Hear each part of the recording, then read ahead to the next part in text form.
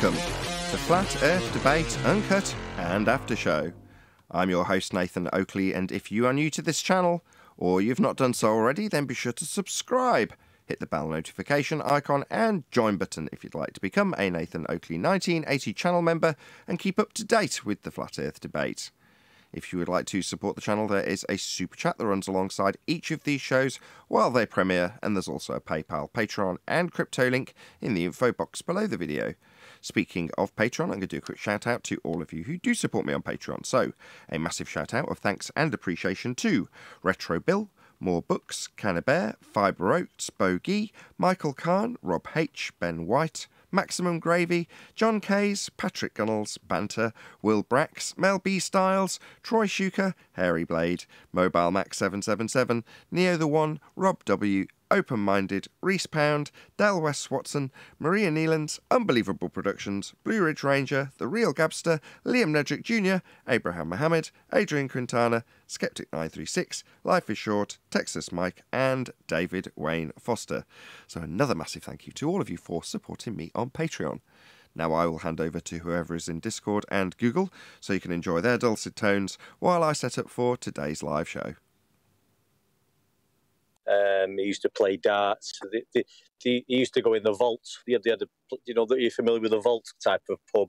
All the blokes would be in there, and be sawdust on the floor, and they'd be playing darts. And he used to drag me around these places, and I used to sit on the step outside. He used to give me a bag of crisps and a glass of Coke while I had to wait for him. Anyway, he used to say to me, "This is where you'll get your education." Hey, Ten. Because all the blokes in there were talking about what was going on and how to solve problems and all that, and it was really comical. Good morning. Morning. Hello. Hey, did anybody see it? the speech Kamala Harris gave about the about Space Force and about the anti-satellite weapon systems? It's pretty funny if you're a flat earther. Kind of amusing. I dropped a nuke in Narnia last night.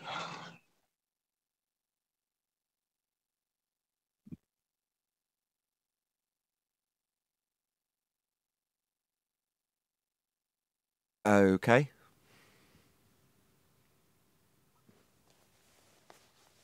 I don't know, nuke's going off in Narnia, but my PC seems to be crapping out. Every time I start it for a show, put it under any sort of load, it starts going haywire. So I've spent all morning going through every setting and minimising everything, reducing everything, underclocking everything, turning up all the fans, doing everything I see as feasible to extend the life of an old PC. I've done it all. And it seems to be holding it together, hence we've got a show. So don't be surprised if you hear me huffing and puffing and cursing at this PC in the middle of the show if it starts going wrong. Which you probably will as soon as I put it under an even more severe load. Sorry to go on about my PC woes. Hey, Nathan, how's my sound? Awful. You can just hear road noise, but yeah, you're fine. Yeah, I'm traveling today, so I just want to comment because I'm going to lose everybody here in a little bit. Yesterday's show went on for a while, and it's amazing how these dielectric guys take 2 hours, can't even tell us what it is, and then they flip the table and are angrier than the anti-flat earthers and start cursing us out, especially you. I mean, that was a crazy thing to witness. All they had to do was show it to us, explain it to us, and they couldn't. And next thing you know, because they couldn't, they start projecting and saying, you cut people off, you're not tolerant. Well, just tell us then. But they couldn't tell us. Tell you what exactly?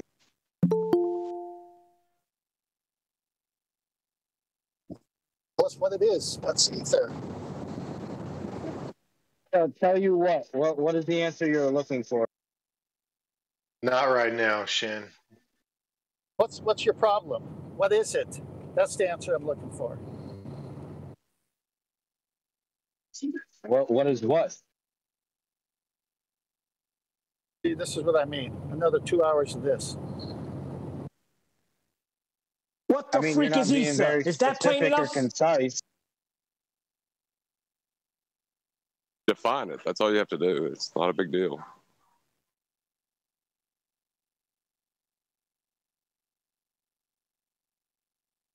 Just an attempt at hijacking the show, man. That's all this is. They No, can't but then they define paired- it, so it is a Then problem. they paired something from Einstein, and but then in the next breath, say Einstein was a complete idiot 106 years ago about gravity. And Well, in one instance, Is you'll that take his your claim, defi- and then the next, you'll say he's a complete moron.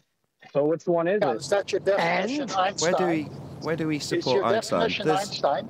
There's only one specific instance that I know of that we support Einstein, and it's because he's actually done an experiment. But can you name that particular instance? He's done an actual experiment with what? A scientific experiment? Let's hear it. No, it's not relevant to the subject. I'm saying when it comes to Einstein, Okay, we then don't only bring it back up. him Okay. when he Sorry, has... Lizzie. Oh, my bad. We only back him when he has scientific validity to his claims. That's it. That's all I'm trying to say. I'm not trying to give you any claims. I'm not trying to back Einstein. I'm not an Einstein fan or trying to defend Einstein. I'm just saying we back science. If Einstein happens to have it, then we'll back it.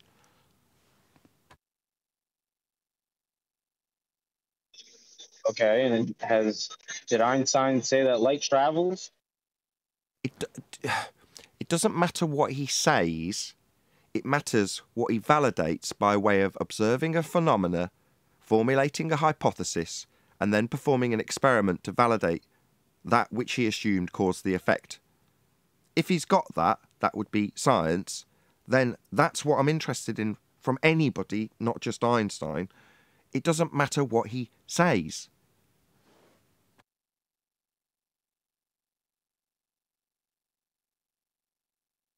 Can I ask a question about this? Is it? Well, I'll go ahead and ask it. Does this have to do with the photoelectric effect, and then it's being equivocated with relativity? Well, that's why I didn't want to say it, but you've done it for me. I wasn't going to... You take over. Go ahead. Yes, feel free to ask that question. I'm not going to answer it, even if it was rhetorical. Right. Are you trying to say that because the photoelectric effect is demonstrable, that we are somehow backing relativity?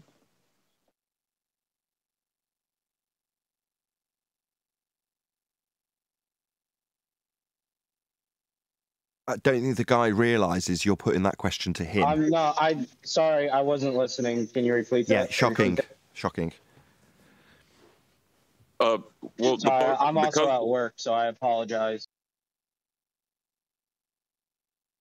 Einstein got the... If I agree with Joe Biden that today is Friday, does it mean I agree with everything else he says? No.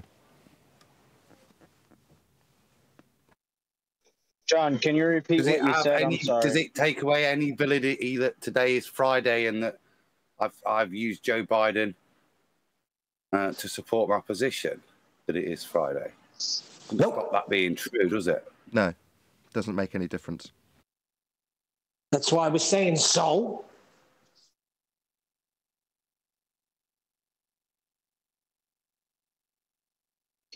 John, can you repeat what you said to me? I wasn't listening. I'm sorry. Yeah, the photoelectric effect is demonstrable, quantifiable, and we have an explanation for it. Are you saying that because we support that, it's somehow us supporting relativity? Because I'm not sure what your position is. Well, if you're just observing light, are you observing photons as well? I'm not exactly familiar with the photoelectric effect is measuring electron release from a photoelectric plate. What's an electron?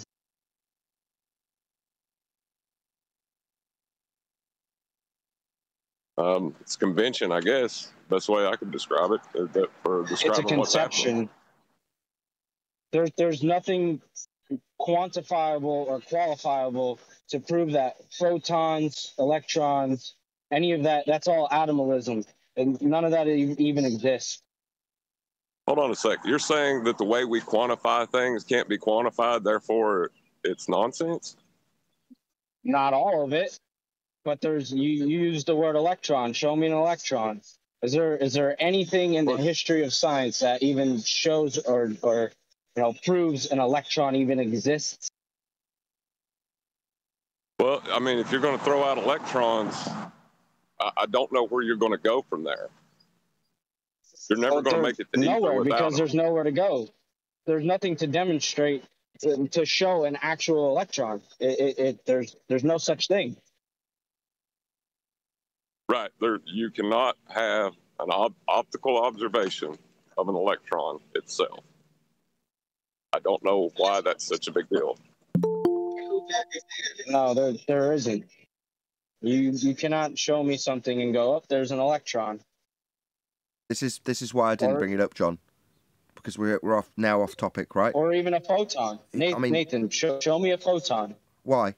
What was I claiming about one? Did I claim it proved ether? Light. Did I claim it proved ether? Speed of light. What did I claim? Speed of light? Did I say anything about ether? Well, why are you asking me to prove it? You're putting it on me like I've made a claim. Well, no, there's a claim that we're currently discussing of ether. That's what we're claiming. Now, earlier it was called it, and you were like, oh, you're not being specific enough. Okay, well, it earlier, when you were asked to just tell us what it is ether. We just want to know what that is. We're not making any claims in this regard.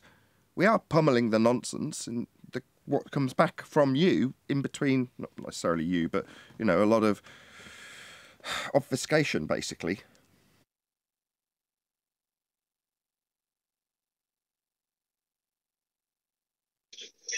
I mean, I feel like you're pretty set on what you believe here, so I just won't discuss it with you any further. Why? We're just asking what ether is. Why is it that I ask? We're having a conversation. I can't show you ether. I cannot show you something that I can't produce. You can't produce ether. Okay. Ether is the medium that it's a dense medium that things, are compressed and they go through. I don't know how else to really put it to you, show it to you, explain it to you.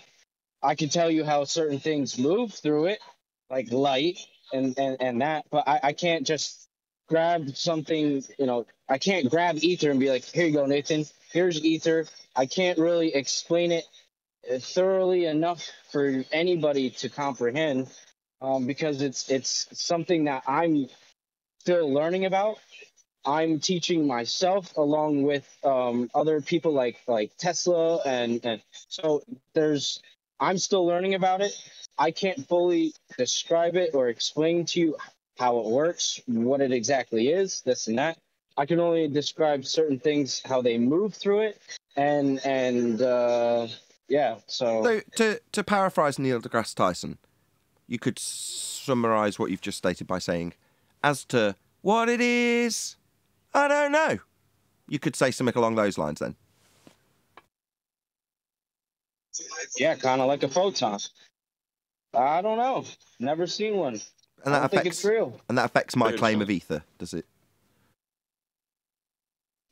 Well, apparently you don't have a claim of ether, so no, I don't. Doesn't. That's absolutely correct. But you do. Right. Therefore, what I think about photons and the photoelectric effect and electrons, it matters not. Do you understand that?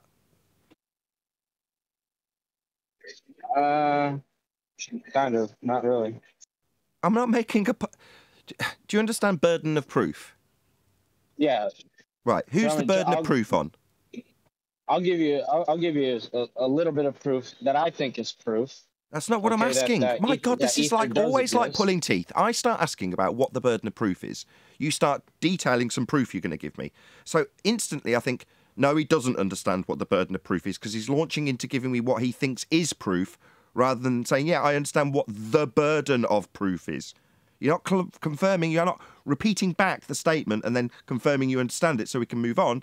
You're just now launching into giving me proof of ether, demonstrating again that you don't know what the burden of proof is. Sure. So what's the burden of proof? Do you know what that is? You said yes. Nope, go ahead. It means the onus of proving the statements is down to the person making the statements.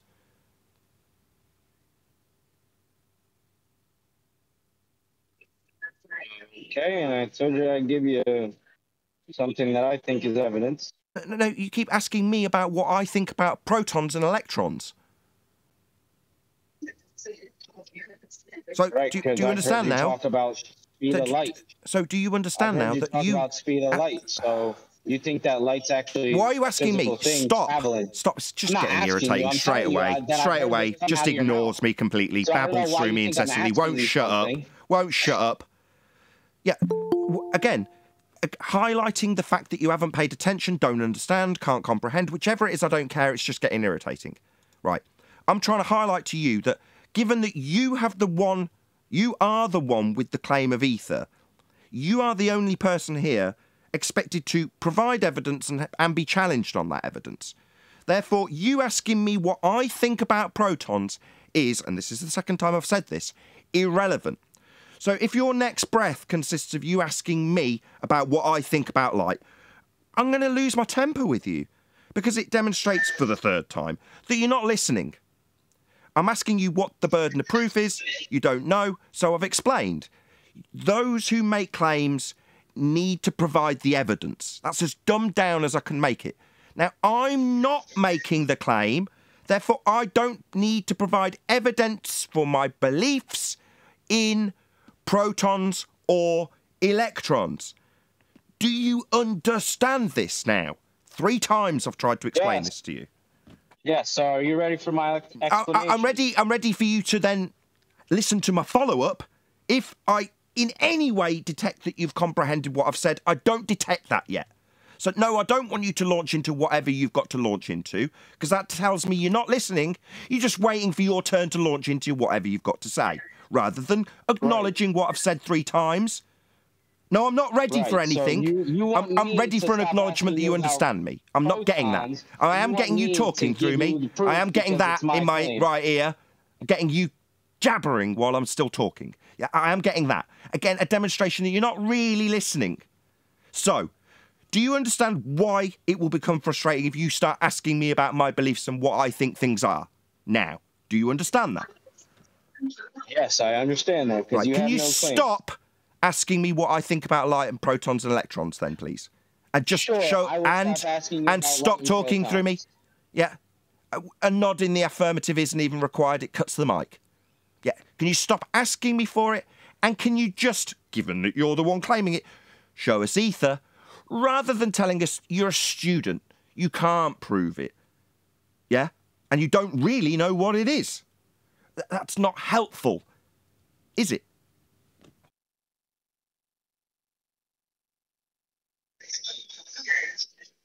Am I supposed to answer now? Yeah, please do. Okay. So you want my proof, since it's my claim. Are you ready for this? No. No. For the 4th time, I'm looking for an acknowledgement from you. No, that was rhetorical. I didn't need you to answer. Light slows down to the medium that it's in. For example, like water, glass. However, light isn't an emission. It's not actually traveling. It's a rate of induction of the ether itself against itself. In other words, hypersteresis of the ether, where light cannot be anything else but a longitudinal disturbance involving alternate compression and refractions, which, for more simplistic, is light can be nothing other than like sound waves in the ether itself. Right, light is not a wave.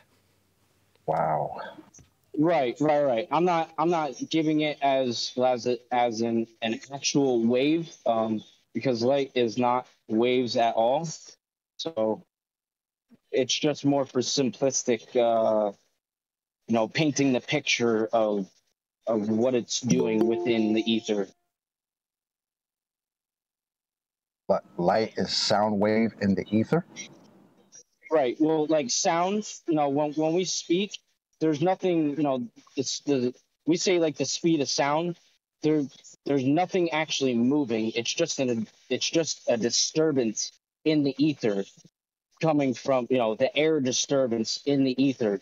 So, the same thing, light is a coaxial circuit, transverse electromagnetic. Sorry, stop. I heard all that. I heard.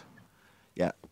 You're describing what light does in your pre-assumption of ether. And now you're launching into what light does in your presupposition of ether. That's what you're doing. Right? That doesn't tell us what ether is. It tells us about how you think light works in your presupposition of ether without telling us what ether actually is. Well, I've already stated that ether is a dense medium, and the denser the medium, the more inertia things, things like light and everything move through it. So that's why we say like the speed of light is extremely fast. That's because the ether is so dense.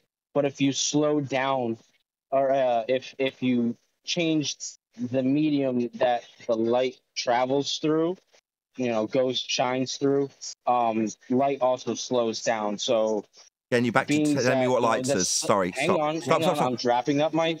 Yeah, you're telling me what light does. Yeah, I get it. Yeah, and I was rounding it. I'm painting a picture for everybody to understand, and you've interrupted me. So therefore, if the sun You're not doing a good job. is in the sky, okay, all right. Then you know what? If you guys don't really want to listen, then I'm done. I'm done. I don't. I'm severely bored and irritated with you, if I'm honest. But I'm letting you. All right. But maybe fine. you should bleat for a bit more while I tolerate your abject nonsense. I've just one question. You're not optimistic to even understand it. So what is it? You keep telling me about what light does in it without telling me what it is. Right? Ether so is a you medium. said, oh God. It's a dense medium. Okay, I heard. I'm trying to respond. Okay. So shut up. You interrupted me. So shut up. You didn't even let me wrap. My God. Incessant waffle from a fundamentalist, flat earth, religious zealot who believes in ether. Non-stop jabble. You're done. Good. You said it had a density. A very thick. Give me the measurement for ether density qualification. What measure does it come in when you measure the density of ether? How do you know it's dense? Well, I'm asking what scale he gives me that density in. What's the density scale when measuring ether? What scale is that measured in? Scalar. What scale? What's it called? Do you understand? Like Fahrenheit or Celsius for temperature? And what's the density scale for ether measured in? What's the scale? Have you just made this shit up? Telling us about how it gets thicker and thinner with light traversing it. And when I ask you what scale would be giving us this thicker and thinner nonsense you've come up with, there's just a stony silence. Have you heard so when you said a density scale, you didn't really know what the hell you were babbling about. You were basically just making it up to sound smart, because you don't seem to be giving me a scale like Celsius for the density of ether that you haven't yet told us what it is, to be giving it a density without a scale to measure it. You are definitely interrupting me while I rip you a new one after you bleat about how you're getting interrupted, telling us about the thickness and density of ether. Yeah, it was very boring, very irritating, and made you sound like a complete idiot. Now I'm talking, and I don't want to hear your stupid voice while I do so, and point out that you haven't got a scale to tell me how fucking dense it is. I know how dense you are, though. Yeah, it's called the light scale. The what scale? That's why I was explaining what light does through it. Sorry, the what scale? The what scale?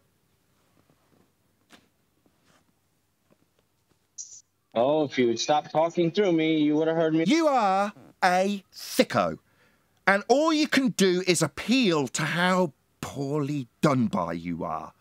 It's absolutely pathetic. Third time's the charm. What is the scale? I've already given you the answer. If you Well, then piss off. You've proven your point. You've won. Well done, you stupid retard. You've already given it me, like the ballers tell me when they've got nothing, that they've already given it me. Maybe repeat it then, you stupid idiot. No. No? I mean... So you're useless to us then? Anybody out there thinking this dickwad was going to prove ether to them, think again. Because according to him, he's already proven it. So you're surplus to requirements then.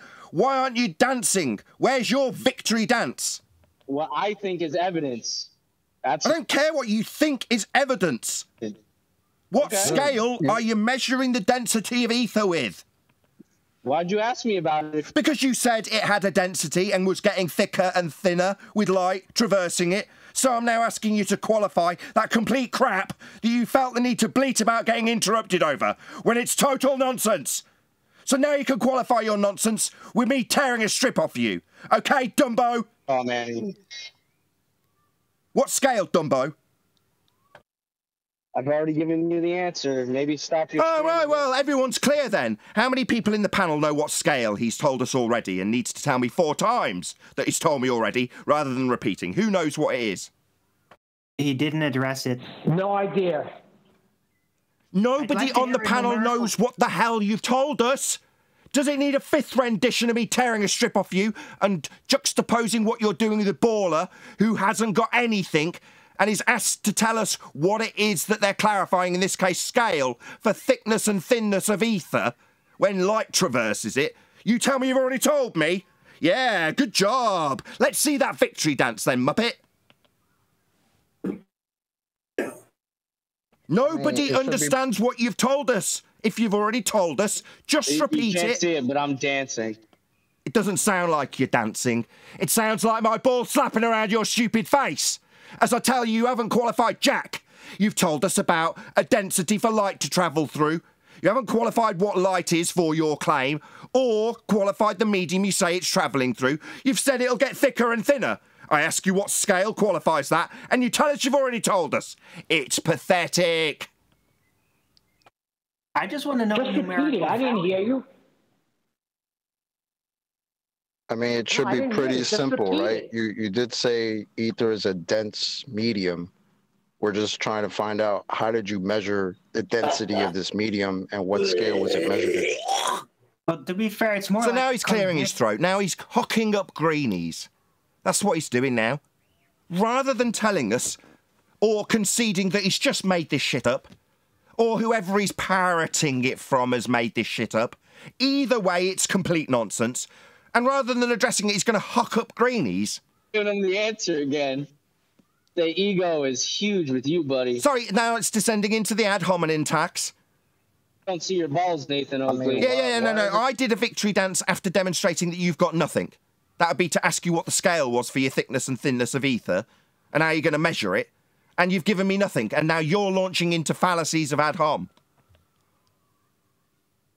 No, I've just given it to you twice, and I've ad hom back to you. Go on then, give us a 3rd time. Again? You want to hear it again? You want a 3rd rendition of me giving you the scale that I've measured this medium through? Are you not fucking listening? Do you hear that? That's me dragging my fucking balls across your...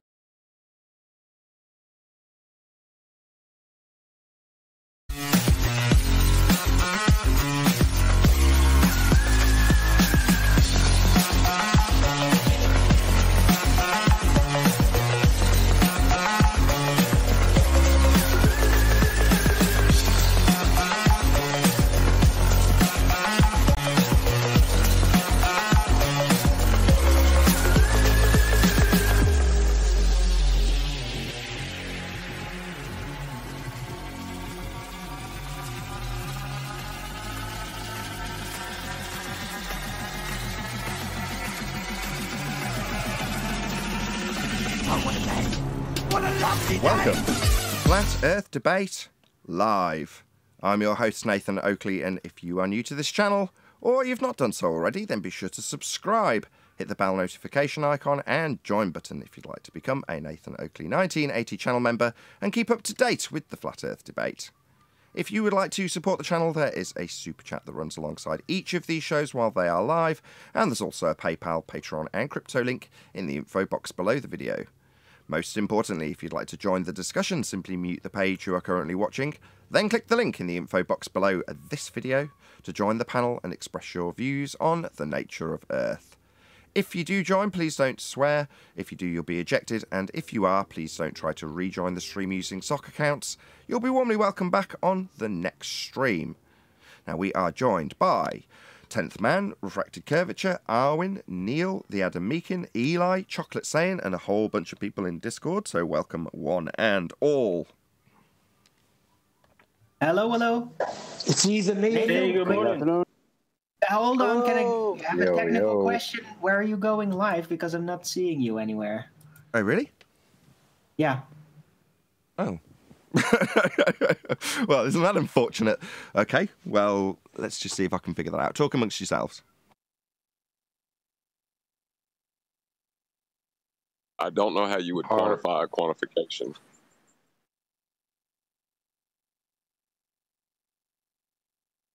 Well, I don't understand why they keep coming here without any proof. And then they give you this mumbo-jumbo nonsense. Please, don't teach anybody else.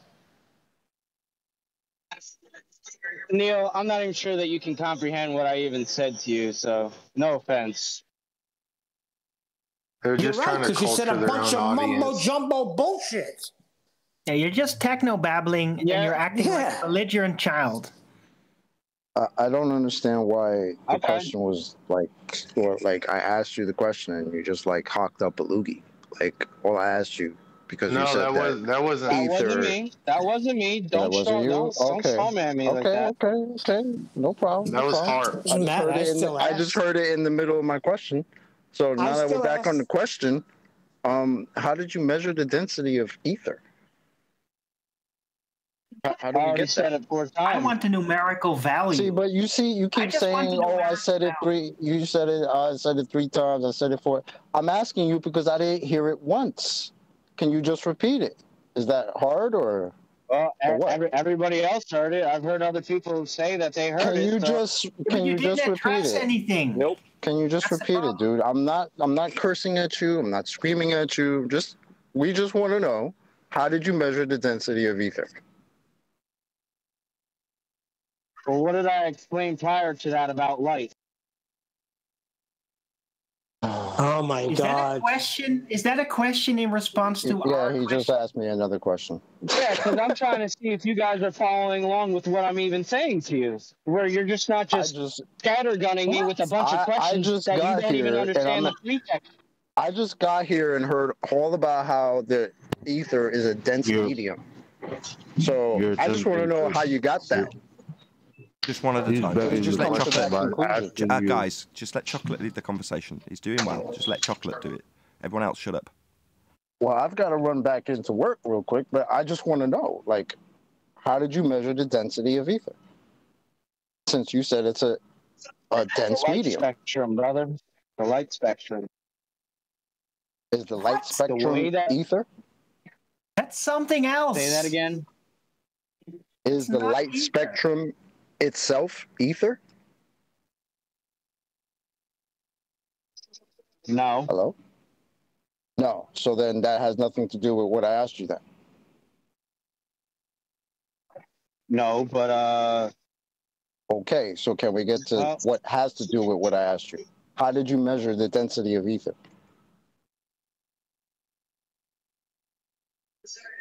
Well, light doesn't necessarily travel. It's just the rate of induction in the ether itself. So when you change what type of light that it is, the induction rate will change, which is what mainstream calls the speed of light. It's just the induction rate of change. That's it. If you understand. But how do you measure it? That's why we can go from light again. red light to blue light, purple light. You know, all those are. That's they light. all have a different. Oh okay, my God.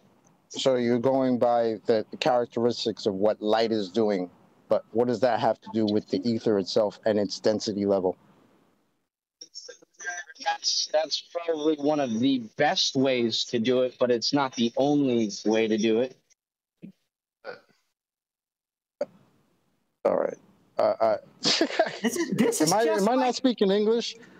He isn't speaking. Yeah, He's like he's explaining to you why the Cavendish experiment is an experiment, right? That's what he's pretty much doing. It's all bullshit. He's not addressing the core issue. Dude, so again, density of ether. Please don't tell me what light is doing. How do you know that ether is a dense medium? Where do we validate that? Inertia. How does that validate that ether is a dense medium and what the scale of its density is? By the way things move through it. And where is like it light, that we like can sound?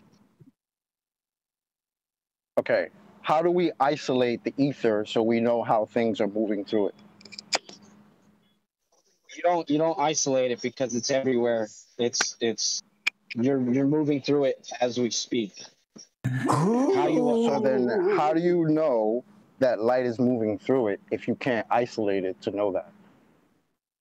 It sounds like you're just assuming that ether is everywhere. Because you can isolate the light. You can manipulate the light through the ether. You can manipulate it through the ether. Is light ether? Yes. Oh, and chill. Light. No. So light is ether now. That would mean that sound is ether then too. So no. So then, but that's weird because I keep asking you about ether. You keep talking to me about light. Weird, isn't it? It's the best example to give you that ether is inertia. It's what it is. It's a medium of inertia. No, inertia's inertia. And inertia is a dense medium. What's inertia? You have to go back to the original. Inertia is a dense medium now. How do we figure out the density of inertia? Can we do that? By the way things move through it. By the way things move through inertia. So inertia and ether are totally the same thing now. You're not making any sense, brother. No. I'm not trying to get at you. I keep asking you, how did you measure the density of ether? Because you said it's a dense medium, and you keep talking about light and what it's doing and not doing, and that's not answering the question. I got to go back to work, so I don't know. Thank you, Chocolate. All right, good talking to you, man. Right, we are live now, so let's crack on with housekeeping now. We've rounded that out. Any evidence of a physical geometric sphere edge horizon, formerly known as the curve of the Earth? It's beyond the ether. What's ether? It's a light. It's a wave. It's inertia. It's all these things, and you put them all together, and poof! It's one. Ken Wheeler said, so it's true.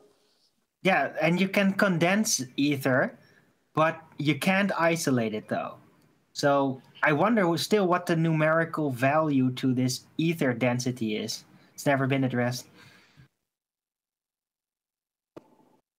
This debate could go either way. Is, hold on, Adam. Hold on, just 1 second. Go ahead, Wondek. I was saying this debate could go either way.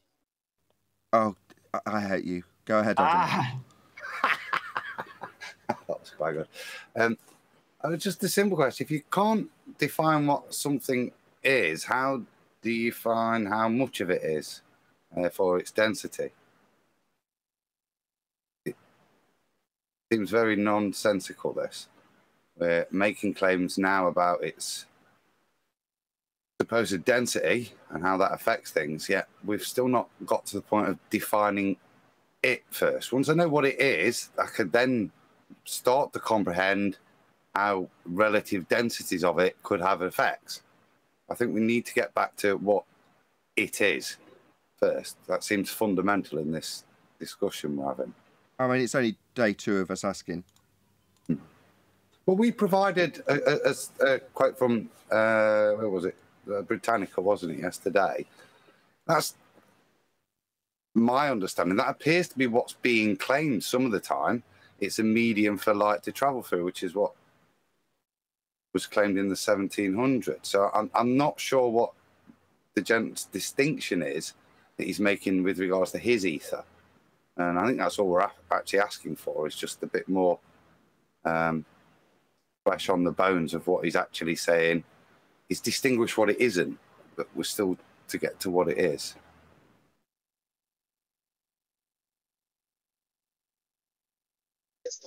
Well, it's not a physical thing that we can reach out and touch.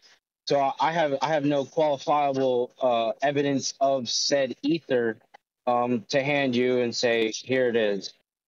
Just to be clear, I also stated I'm not an expert on it. I'm still learning about it, so I'm not exactly concise. I'm not an expert on verbally explaining it to you people yet. Okay. By you people, you mean people who already know what ether is and what it isn't? Yeah, anybody who's listening, anybody. Okay. I find that racist. We know what it is. We tried to explain this yesterday. Adam's just explained what it is literally about 30 seconds ago. But you're telling us, it's not physical, not qualifiable, but you don't really know, you're not really that educated to tell us. But we do know, we've just told you. Adam just defined it literally about a minute ago.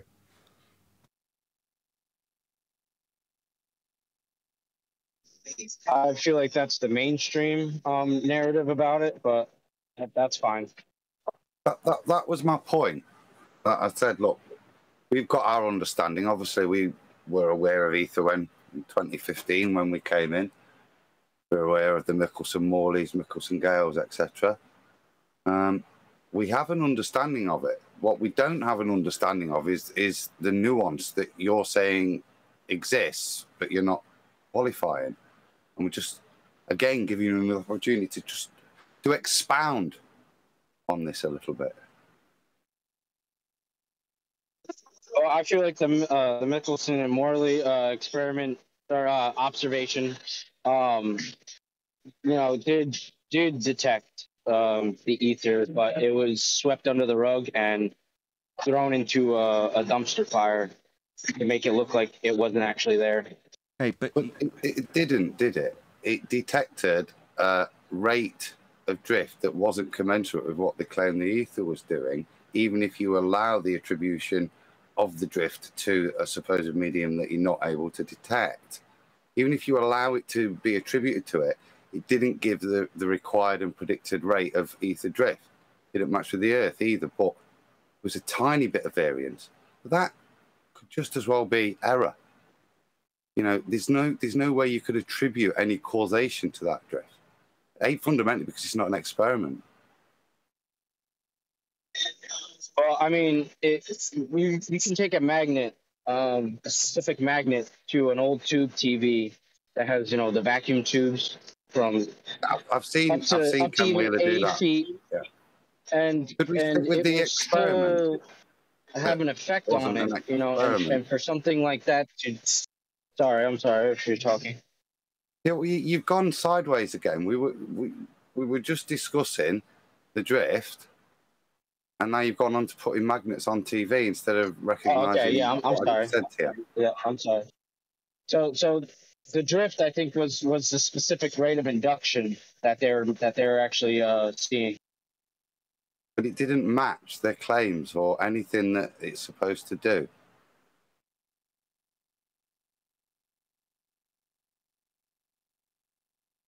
Right, and like I said, I'm still looking into it. I'm not an expert, but I am optimistic and a little bit of a believer. So. But you can believe what you want. That's fine. We're not here to change your beliefs. We're here to ask you to explain it to us because you said you understood it. No, that's not what I said. But if you don't understand it, how can you tell us that when it's the mainstream, quote-unquote, version of it, how can you tell us that that's not correct? I mean, we're pulling apart the mainstream version based on what they say ether is and what we know it isn't, and how we can show there's no validity to what they claim it is because they're not showing you anything. But then you come along and say, well, that's just the mainstream version. But I don't really know. So how do you know it's not just the mainstream version then? I don't get it. Because this is the version that you don't hear. Can I give you the version you don't hear of Earth Curve? Yeah, pretty much. I don't know. But we're at the point where you're saying we should have this conversation with you guys. So I think we are, because I think we're at the point where we've realised that you're telling us to believe in something that you don't know what you believe in. And we've been polite and tried to listen to you explain it, but we've got to the point where you've got to say that actually our knowledge of this is better than yours, and you don't even know what it is that's different about what we've cited to you that you're actually believing in, but it's still worth believing in. So it probably is about the end in terms of progressive discussion, isn't it?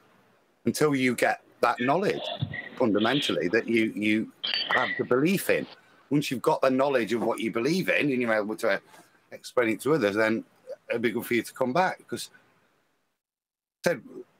we can see and attack the mainstream stuff. Hopefully you realise we've been trying to listen to you explain it. Yeah? Doesn't mean we have to agree with it, but we have to try to understand your point. But it's been... I don't think we're much further past where we were yesterday, really, are we? Other than the knowledge and the admission from you that you don't know what you're explaining, which is fair enough. Can I say something? Well, I mean, I understand it, but to explain it to an audience that isn't familiar with the way that I'm explaining it, I might not be concise or something for you guys to understand it, but like I said, it's the rate of induction change. I don't know.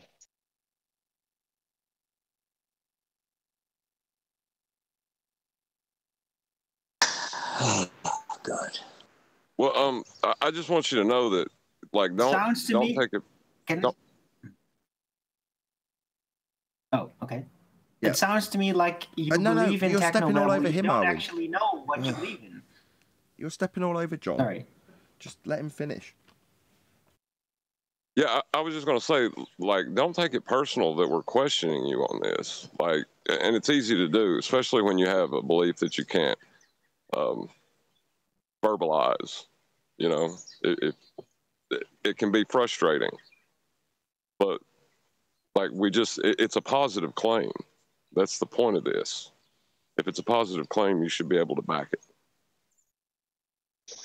All right, I'm more so frustrated with myself that I can't explain it to you guys a lot better for everybody to understand. So, like I said, I'm not an expert yet. I'm still you don't learning need to give us the everything. disclaimers again. Okay. Don't need to rattle off your disclaimers about how much you don't know. Fine. Yes, that's fine. And literally in the recent shows of recent history on Flat Earth Debate, we've talked about how, or I won't reference anybody else, personally would describe the same thing about Flat Earth itself until the last couple of years. In other words, you've got essentially a belief, and you haven't got a positive assertion to back it up with.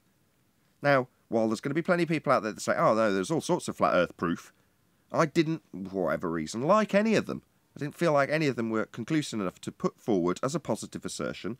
It was just easier to rest on laurels and defend the fact that the globe is unprovable, or how they claim to prove it and undo that. Well, up until recently, now we do have a positive assertion, but what I'm trying to say is for the last maybe 5 years, it's been hesitation about making any positive claims, even about the very subject matter we're covering, because it's dodgy ground if you can't back it up. Now, I understand that people have got all sorts of crazy beliefs. I'm not saying this is crazy. It's just not demonstrable. And there's plenty of bullshit that surrounds it that makes it seem like it should be demonstrable, leaving people like you going, well, I don't really know how to define it. I don't really know how to show it to you. I don't really fully understand it, but I definitely believe in it. And not only do I believe in it, I believe there's an underlying narrative that's being hidden from us. You're like, my God, do you not realise how crazy you sound? And I'm saying that from a point of view of empathy. I'm trying to say, if I was doing what you were doing, I'm cringing while I'm saying it to you. That's what I'm trying to get at. And if you can't see that, bearing in mind, like I say, we've spent the last 5 years hesitating to make claims, just pulling people apart on what they claim, like we did with you in the pre-show.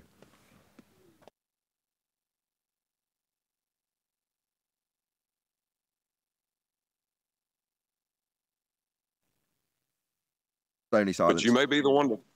Go on, John. I was going to say, but you may be the one to find it out. Don't stop researching it. Maybe there is something there. We don't know. But the stuff that is claimed to be there is just... bullshit. That's okay, yeah, what Neil said. We also know that the route that has led people along the path to ether and the misapprehensions that lead them there, it's been covered on several Bullbusters shows, several Quantum Eraser live shows, many a Flat Earth debate. It's very much been covered, you know, to the point where I got chastised by almost the entire community because I dared to challenge Bob Nodell on his scientific acumen when claiming this stuff. So I assure you, I do understand the subject matter. The problem is that when people come in who don't really understand it, they want to project that all over us, like the guy yesterday. I don't think it was you. It's like, go and research it. Well, here's this whole book to go and look. Just read it. It's like, I don't need to, thank you. But if you've got something to present, and in the end, it always ends out the same. I don't really know what it really is. I just know it seems very important to a few key players, and they promote it a lot, and use some very long words when they're describing it, and I can kind of follow along and parrot some of them off back to you. Okay. Ultimately speaking, it's about having a medium for light as a wave to travel through, though. That is what ether's for, and that's what it's described as. All these other rather romantic terminologies that go alongside it tend to be in conjunction with a description of something that isn't ether. Moments ago, we had the light description for ether. So, okay, so we're talking about light then. But no, we're not. We're talking about light and how it moves through an assumed medium that hasn't been proven, but you can describe the effects of how light moves through it, even though you haven't proven it. Okay? But yeah, like the big thing is, don't get hung up on not being able to know, because the smartest people in the world don't know. It's great figuring it out, but just don't take someone else's word as law. That's all I'm saying. I see ether as an aberration. It's just a suggestive thing. But yeah, as Nathan's been pointing out, it really comes at the core of the issue from a misunderstanding of the nature of light. And that spawns massive grounds for, fictional interpretation. And that's what ether is there for. But it will always remain elusive because it's grounded in that mistaken assumption, really. Without that part, there is no need for ether at all. Well, in this context, that's why I say, what's the difference between this and gravity? In the way that when we ask them, what's gravity? Well, you know how the planets move? Okay, what's gravity? You know how we can see certain planets through gravitational lensing and all of this other stuff that gravity does? What's gravity? Well, it's the reason that we can see things falling. What's gravity? Well, it's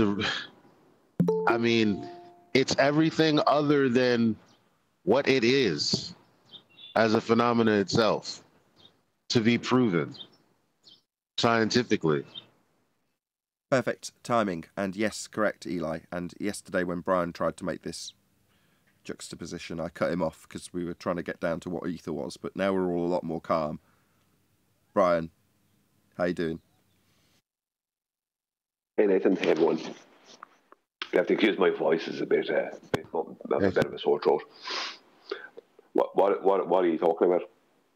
Gravity. Yesterday, I cut you off at the point where you were like, all ether is a substitution or replacement for gravity. And then you started launching into how it was comparable, but I stopped you because we were yet to clarify what ether actually was. We still haven't, but we're at the point where everyone's calm and we're saying, well, no, we know what it is and what it's used for. But that's the appropriate time for what you were trying to do yesterday, and I stopped, if you can remember. You may not. I do, yeah. Well, it's the same as gravity because it has to hijack every real-world effect. Eli said it yesterday as well. It has to hijack every real-world effect. And then ether has to become everything. It's something we don't have a phenomena for. Excuse me. It's something we don't have a phenomena for to observe. Yet it's claimed to be there. But when you're looking for, well, what is it? Show it to me. They give you, like, each different person will give you a different thing. It's magnetism. It's matter. It's light. It's everything but itself, isn't it? Ether turned up because they didn't understand light. And now they have a better understanding of light. There's no need for ether. They thought they needed this ether thing. And that's kind of really what it is, isn't it? But they don't. But yet they still held on to it. The same way as they hold on to a force of gravity, even though it was pointed out that, it was pointed out, no, that's not real. Even though they come up with a new mock version of gravity, they threw out the old one, but they're still holding on to it. They can't leave these things go. Indeed. And as you said, there's no phenomena. Well, why is that significant? If anybody's listening saying, well, so what? They show us what happens in the Michelson-Gale, quote-unquote, experiment. Isn't that sufficient? Well, no. If you're going to imply or infer that you have an experiment, you're only inferring or implying you have an experiment because an experiment offers empiricism at the end of the process, the last step being experimentation. Well, the first step, as Brian alluded to, was observe a phenomena. Once you've observed a phenomenon and you can see it occurring, then you can go forth with the next step in the scientific method. Formulate a hypothesis, a supposition of cause and effect. What you think causes what you observed in step one. You saw it happen and you go, I think this causes that which I'm observing. That which you're observing is the phenomena. That which you think causes it is your independent variable, aka cause, of the effect, yet to be validated. So once you've formulated a hypothesis, that's an if A, then B statement. If my presumed cause, then the effect I'm studying, that's called an alternative hypothesis. Now, in the hypothesis, you also have the antithesis of your prediction. That would be if A, not B. Critically important because that's where the empiricism comes when you experiment. One or other of those scientific predictions, that's a hypothesis, will be validated. You can't have both statements true at the end of the experiment. You can't have A cause B and A not cause B simultaneously.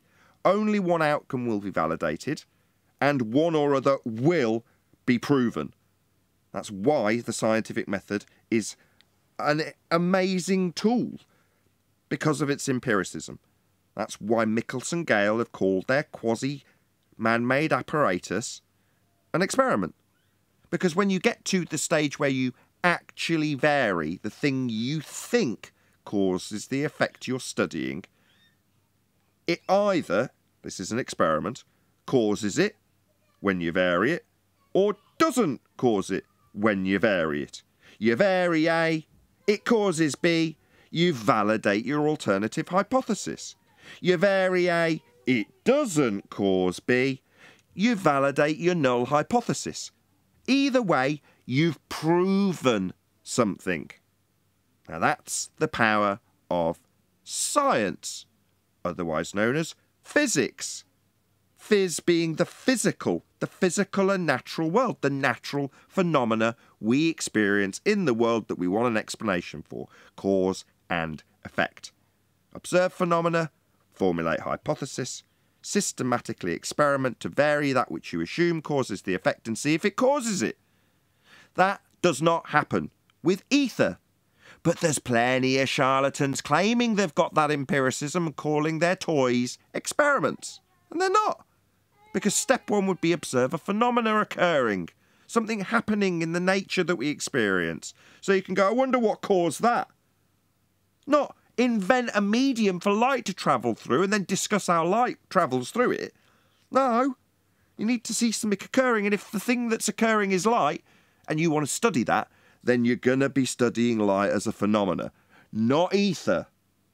And if you claim the ether's the cause of the light, then you need to be able to physically vary and manipulate that which you assume causes the effect. An independent variable is, first and foremost, your supposition of cause. Secondly, it must be real. And thirdly, proving the second, it must be capable of actually being varied and manipulated by you, the researcher. Now, ether isn't any of those things. You cannot vary it, you cannot manipulate it, therefore you cannot call it a cause of anything. And is it a phenomena? Well, it's only a phenomena, that's a dependent variable, the effect you study in nature when you do science, if it's an observed phenomena. In other words, you got to observe it first. And if you tell me, well, we can't observe it, and then babble on about how the hidden hand's hidden it from us, I'm just going to roll my eyes and know in my heart that many of the people in the community that I technically represent do not understand what science is. And it's disheartening. It's been, 5 years of us talking about science and the scientific method. It's been at least 3 years since we saw QE's pink writing, asking people what their independent variable is. I thought this stuff would have sunk in by now. Well, I know why it hasn't. There was a dead end as far as my progression of this into the community when I tried to purvey it to Bob. That's where that road ended. And as disheartening as it is, what is it, 3.5, 4 years later, we've still got people coming in and claiming that Michelson-Gale has got an experiment because it's the title, and then making apologies for the fact that it definitely isn't, because they want to hold on to a belief in something that has no empiricism. It's implied to have it. It's implied to have experiments in the non-physical, whatever bullshit they'll come up with how we can't experience it. There's claimed to be physicality in the physics done in experiments. They're just not. They're just pseudoscience. There was never a phenomena. They're not varying and manipulating ether. Ether's not being observed as a dependent variable, aka phenomena that you observe at step 1. None of those things apply to ether.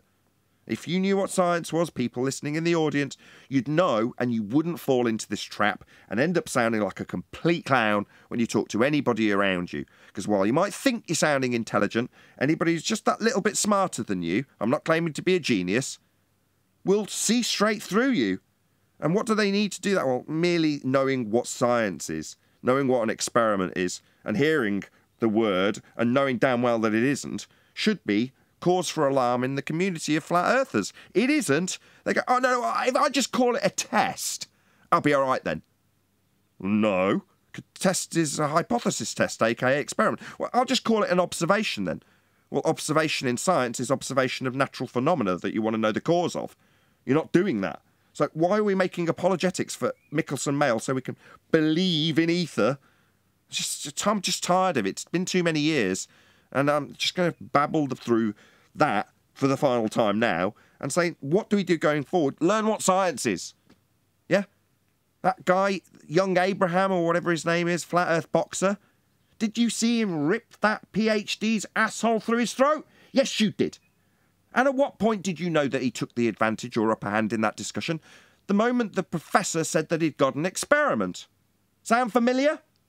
And what was the reply from the well-educated, well-disciplined, excellent representative of Flat Earth? Well, his reply was, what was the independent variable? In other words, the thing you're going to vary and manipulate to cause the effect that you say you've got an experiment for. He didn't have to say it, but the guy crapped his pants. Oh, yeah, I see what you mean.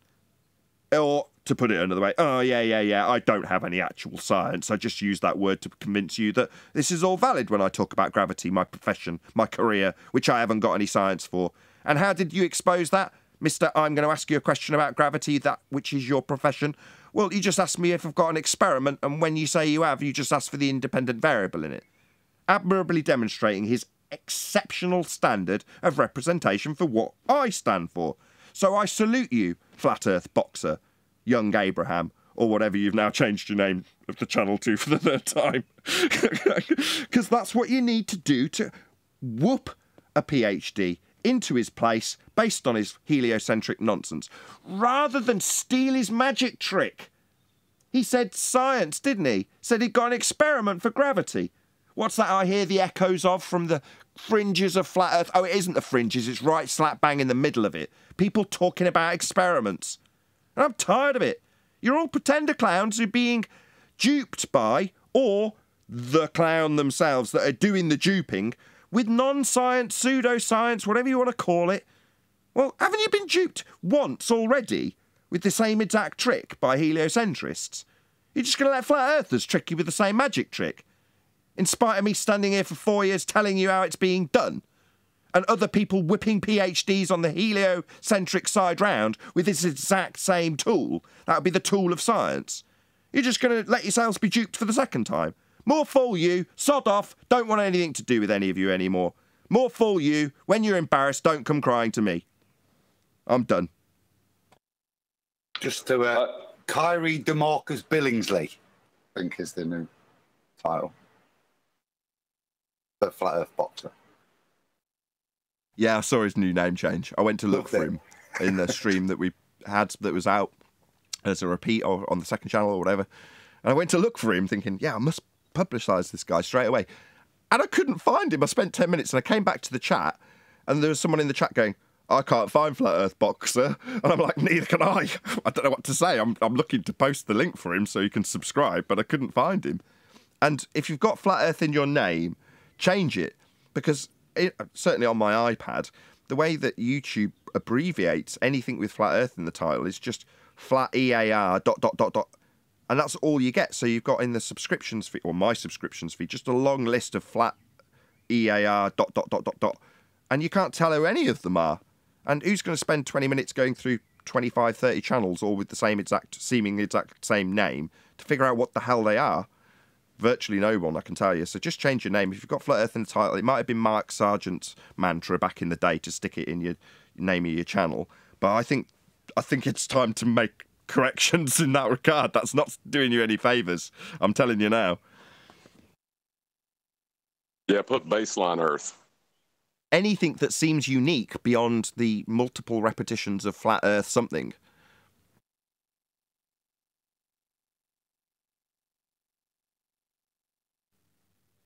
That's why I use my middle name Arwin, because, like, what are you going to categorize that as, right? You'd have to actually look into the content to tell.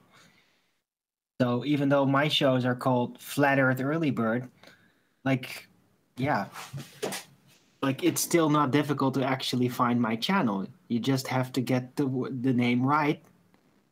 ARWIJN. And you will find it. You might have to dig through a couple of troll sites before that, but I will be in there, right? Same here. If you type in Nathan Oakley, you'll find me. If you do any search filters, you won't. But me by name specifically will take you to a highlighted list, as much as I moan about the censorship and the fact that we are indeed fringe. To YouTube's credit, if you do a specific search for me by name, it will bring up my latest video in that search, which I'm very grateful for. I won't lie. I should be grateful for small mercies, right? We are the oppressed. If you're looking for our work, right? It's taking our platform serious. I take my platform serious. I give detailed criticism. Like, if there's something wrong with the chat or whatever, and it seems a systemic problem, I will address it in the hopes that if somebody's going to listen and do something about it, because I'm using the platform. I want it to be good. Yeah, same here. Absolutely. well, if you're looking for Arwen's trolls, they don't know how to spell his name, so they switch the I and the J around. So. Yeah, just a specific name, and just so long as it's, you know, people can get the spelling and find their way to it, so long as they have the spelling, typically then you're in good shape. But repetitions of stuff like the subject matter itself, yeah, my show, yeah, you don't find it anywhere, probably because it's so saturated with Flat Earth, and anybody puts Flat Earth in their title or tags that's anti-Flat Earth goes straight to the top of the list. You know, I accepted that when it happened. What is it? Probably 3 years ago. So what? So long as you can find me if you search my name, and I say my name often enough in my intro and outro for that reason. But anyway, we're talking shop, really. This isn't Flat Earth debate, and there's less than 100 people watching because of the technical errors I've been having over the last couple of days. Just waiting for my computer to go bang and set on fire or do something terrible. It's on its last legs, I think. I think it's about 7 years old now. Anyway, probably 8 years old. Well, I got a question. Go on. I got a question about science, so it's kind of on topic. Excellent. Can you have a phenomenon that you can't describe? And if so, how would you get into the method of science in that scenario? I don't think an observed phenomenon could ever be beyond the ability of linguistics to describe it. And even if it was the case that you simply didn't have the words to describe the miracle of the phenomena that you were experiencing, that doesn't mean that you couldn't put it through the process of science so long as you've observed it, and that's all you need. All a phenomena needs to be a phenomena is that you observe it occurring in the physical, natural world, and it isn't man-made. That's it. Well, that leads me to the second question. If your description is inaccurate of what's happening, right? Yeah, but what are the... Hold on, let him finish. Hold on, he's going somewhere. Go on, John. Well, if you have an inaccurate description of the phenomenon, then you're never going to develop a complete understanding of what's happening. Like when you put R into things without measuring R, yeah, it's going to cause problems.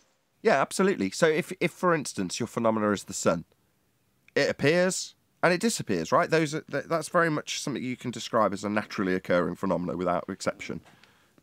Well, if you describe it as a burning ball of gas in a sky vacuum, moving beyond the physical geometric sphere-edge horizon that we experience because we're on a globe Earth, then you're already ascribing linguistics that are based on assumptions that you have yet to validate. So it's no good trying to perform experimentation on stuff that you've assumed has certain ascribable attributes purely by what? Just you've decided that it's a burning ball of gas? No, you don't know what it is. You know what it does, and you want to know what causes the effect that you experience if you're going to apply science to it. That is the only scope you can apply with science to it. It's not going to give you better linguistics. It's not language. Science isn't language. But you might not even be able to describe what it does if you don't even know exactly what it is. You can just give it a title.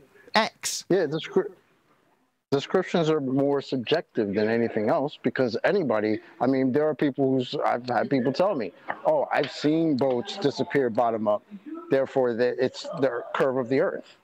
That's them describing to me what they see as a boat going over the curve, right? So that's subjective. The descriptions aren't explanations. It's a completely different thing. Exactly. You don't need to know what a rainbow is. We all know linguistically it's a term that we can all agree upon in terms of the phenomena. So I can say, okay, if I meet that without the linguistics to explain what it is, which I can say firsthand, my kids have had that experience in recent history, they look at it and don't know what it is initially. Well, when that happens, I can give it a letter and say, when I describe this letter, I mean that. I can only catch it at certain times when it's raining and it's sunny. And that, you see that? I'm going to call that X. Yeah? You go, wow, isn't it beautiful? Yeah, I haven't got words to describe how beautiful it is. It's just it's so colourful. How can, you can't describe it. So what? Can you see if you can assume what caused it, vary it, and get it to happen? That's all that matters.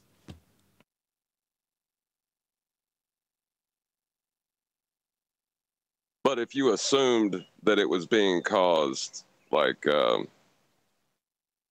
by some invisible thing, let's say unicorn. If I assumed that it's the horn off a unicorn projecting out its laser beam, and then I say, I wondered what causes that multicoloured unicorn laser, then you've got to start off with that presupposition that you've imposed on your phenomena that you're observing, rather than just describing it a label like X. It's described in linguistic terms as being a unicorn laser. So we've got to find the cause of the unicorn, logically speaking, right? Yeah, it's a neat trick. I mean, it's a linguistic trick, but a lot of people use it. don't even realize they're doing it sometimes. No, atmosphere is the perfect example. Atmo, what now?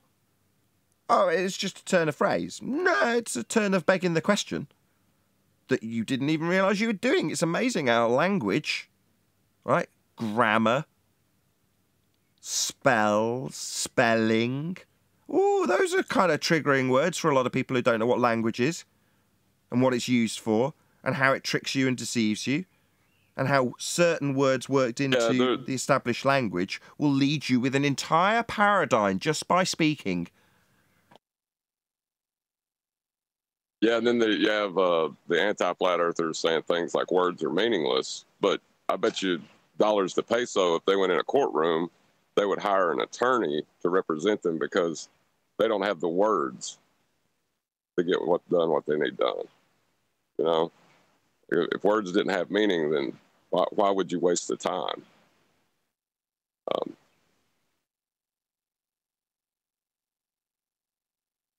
Words are meaningless when you're losing an argument. Woohoo! Finally, 101 people watching right at the end of the show. Please share the show if you're watching. There's a whole bunch of technical issues, which is why the stream went out without any pre-publicity, if you will.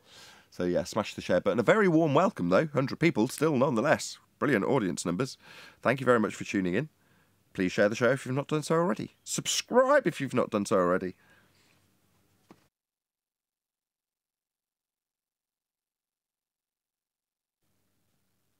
We'll get back into... Go on, John. The reason I brought that up about language and using it in descriptions, because it applies to a lot of things, like the photon thing earlier. You know, I'm just trying to describe something to you, you know, and when we do these things, we see X, and X has been labeled as a photon. You know, it's... To ask me how to quantify my quantification of something, it's confusing because I don't really understand what you're asking for. It's almost like the question's malformed. Shout out to M for the super chat. Really appreciate the support. Thank you very much. Doesn't say anything, just gives me money. Well, I'm not going to complain. Angling a bird background. You what, Neil? I hear a bird chirping every time John speaks. I think that's actually from me. I've got my window open.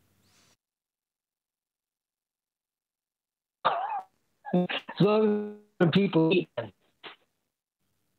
Well, if you're tuning in for the first time, this is about as exciting as it gets on a Friday afternoon. I don't normally mention the day.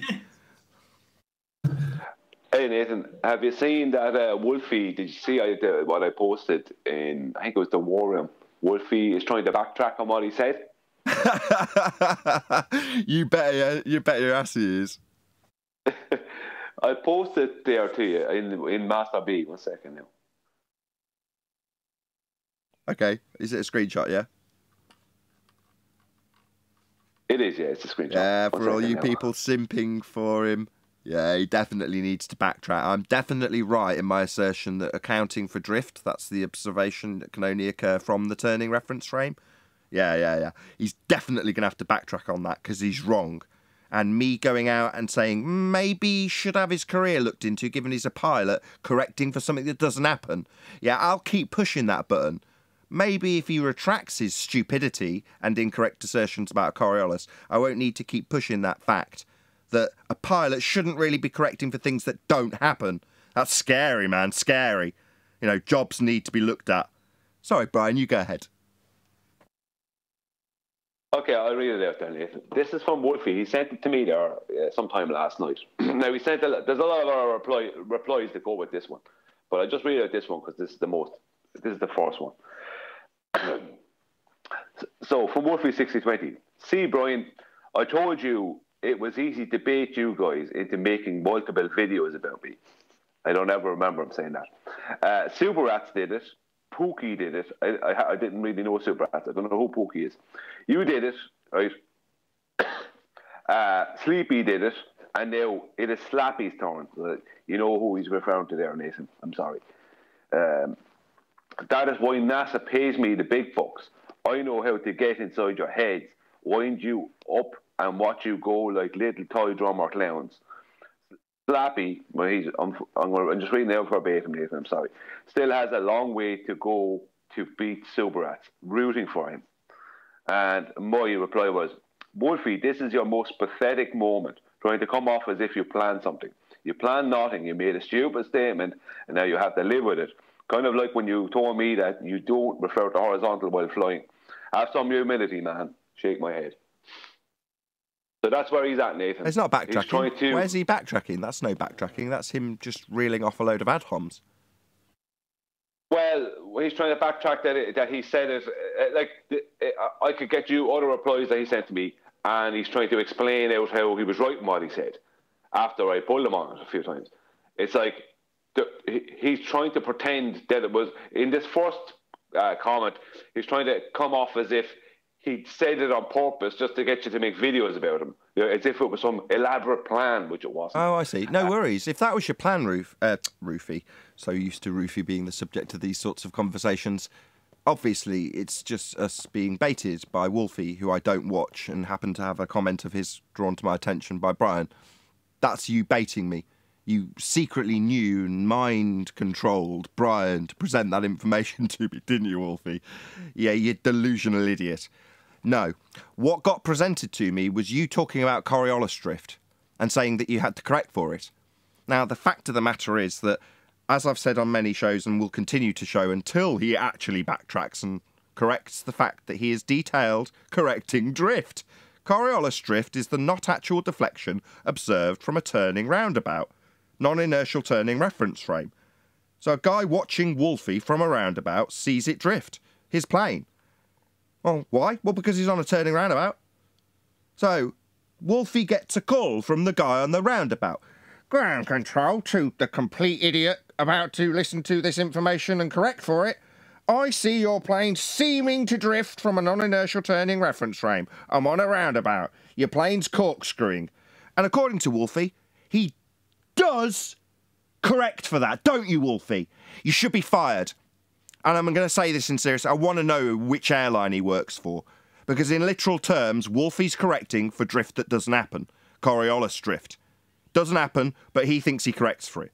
That's going to put lives at risk. And if Wolfie thinks he's baited me into telling my audience that I'm dead serious when I say that a pilot correcting for something that literally doesn't happen needs to have his job taken away from him. I'm dead serious, Wolfie. You want to bait me into chasing down which airline you're in because you're correcting for things that don't happen? Oh, I don't mind one bit if you've baited me into doing that, you stupid delusional idiot. You think we're now obsessed with you because we think that Coriolis needs to... No. We're much more concerned about the lives that could be lost when you correct for drift, given that drift does not occur in the projectile, aka your plane. It only occurs from a roundabout if you're watching it as you turn beneath it. That's what Coriolis is. I know what Coriolis is, Wolfie. Yeah? You seem to think you've got to correct for it and it's going to put lives at risk. So we need to know. It's not like Brian Mullen. He's an engineer talking about how flights might be affected by an Earth turning beneath them and how the runway wouldn't be beneath them as they were landing. Yeah, that's nothing to do with his engineering career. But yet your side of this argument, that would be George Netanyahu, and backed by Ruhif, in terms of his justification, yeah, perfectly reasonable to go after an engineer who talks about aeroplanes. Well, here's a pilot talking about correcting for Coriolis drift. What, not actual deflection observed from a roundabout? No, this is much more serious than Brian Mullen. Yet, it seemed necessary to George Netanyahu to contact his employer. Well, this is not just a parallel. Brian Mullen isn't in a plane when he talked about Coriolis and planes. Wolfie is. More concerningly, talking about correcting for stuff that doesn't happen. He's going to kill someone. Yeah, how'd you like me now, Wolfie? Just baiting me? I'll keep mentioning it on every show then. If you intended me to advertise the fact that you're correcting for drift that doesn't happen, I'll advertise it daily for you, Wolfie. No worries. Well, he's posing a real and imminent threat to lives at that point, isn't he? As someone who's worked at an airline for almost a decade, I've never witnessed any apparent drift. That doesn't happen. As a matter of fact, we would have airlines lined up, clear the land for miles and miles behind each other as they approach the runway, and they would always stay in a clear, straight line. As I sat there on the runway waiting for them to come in to land, none of them would appear to drift. Yeah, but you wouldn't expect to see drift, would you? I mean, was the runway like a mile-long rotating platform for you to see things appear to drift as they travel over you in a straight line? Was it a rotating runway? Definitely not. So you wouldn't expect to see drift. Coriolis is only observable from a non-inertial turning reference frame. So unless you were on a roundabout looking at Wolfie's plane and communicating with him on the radio, explaining that you're seeing the Coriolis drift that Wolfie says he corrects for, then you wouldn't expect to see drift because you're not on a non-inertial turning reference frame. I realise there's fundamentalist religious zealots who think they're on a ball that think Earth is a turning reference frame, but as you point out, if it was, you wouldn't have aircraft lined up for miles and miles and miles because Earth would be turning underneath them the whole time, and that obviously doesn't happen. But Coriolis effect, the thing that Wolfie says he corrects for, is a real effect that you can observe a plane from a roundabout and see it seem to drift. That's Coriolis drift, the thing he was talking about and claiming he corrects for and putting lives at risk. Let's be clear about this. Nathan, I'll read out his next comment. I won't screen share because I'd have to copy it with my phone and stuff. But I'll read it out, right? You can see where he changes. So his next comment. From Wolfie 6020 to me 10 hours ago. You missed the point, Brian. How many videos have I made about you or Nathan? How many have you made about me? Question mark. It's like, right, this is what he's working off. Of course, I poke you guys deliberately and then laugh when you go into a frenzy and make your hit videos. You obviously don't understand Coriolis. So he's sticking to his claim. Nothing incorrect about what I said. The fail is in your understanding, and all Nathan has now is a straw man. Sleepy, when he's talking about Anthony, fully admitted a plane can follow a path on a rotating Earth by making corrections. Then he tried to backpedal before running away. Nathan is in full damage control over it. Tell me, is there any Coriolis effect when no latitude change occurs? Question mark. Does a plane make corrections to remain on course during a flight? Yes or no? I am laughing at a lot of you because you are all afraid to debate me on flight planning and once again have no idea what you're talking about. Oh, well, that's fascinating. Just for the benefit of Wolfie, Coriolis effect would be the not actual deflection observed from a non-inertial turning reference frame as you turn beneath an inertial reference frame. For example, if you have a roundabout with you on it, observing a ball thrown in a straight path over the top of the roundabout, you will observe a not actual deflection of the ball as you rotate beneath it. This not actual deflection is known as Coriolis drift. This drift, concerningly, is something that Wolfie 6020, a qualified and functioning pilot, thinks he has to correct for. Therefore, a not actual drift of his aeroplane observed from a non-inertial turning reference frame, Wolfie thinks needs to be corrected for. That's concerning. I think we all need to do something about that. But with this, I will say, if you're watching on either Nathan Oakley 1980 or Nathan Oakley Premiering Stream, then stay tuned, as there will be an after show to follow. Unfortunately, if you are watching this live, this is where we bid you farewell. So, a huge, massive, enormous thank you to all of you who smashed the super chat, liked, commented, shared, subscribed, joined as a Nathan Oakley 1980 channel member, smashed the PayPal link, and all that good stuff. Once again, stay tuned if you're watching on a Premiering Stream. I've been Nathan Oakley, and I will see you all in the next video.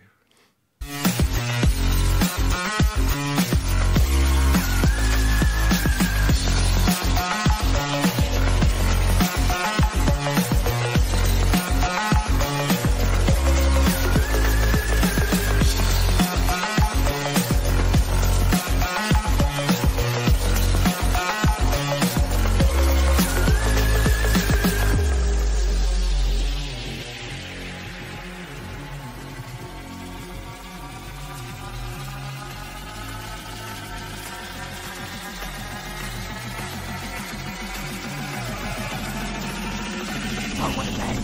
What a lovely day!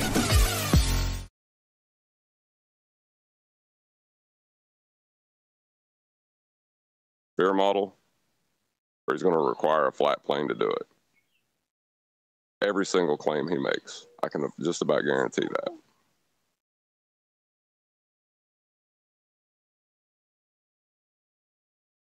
I'm pleased the whole live show functioned. I honestly didn't think that show would continue, and with all the settings changed, you know, you just like carpet bomb settings changes, you like throw everything you think you can do about it at the wall all at once. You're like, yeah, this isn't going to work. So for the show to have functioned at the last minute, almost on time, I started the live show 10 minutes late. I'm elated. I'm well chuffed. That was a good show. And it was a good show. Yes, I should have mentioned that bit as well. Yeah. Right. Yeah, but about the chat, though, it seemed like very unusually vacant of trolls, while I had a whole bunch of them in my chat. So I'm wondering, like, is the chat, setting changed somehow? I think so. I think what I had previous to the update to YouTube was the standard form that you started with before you went live still remains in some format. And I've got 2 scheduled shows that just happened to have a random title like 60 Hertz, something or other test, something I was doing with audio. And they remained and always do seem to stay around.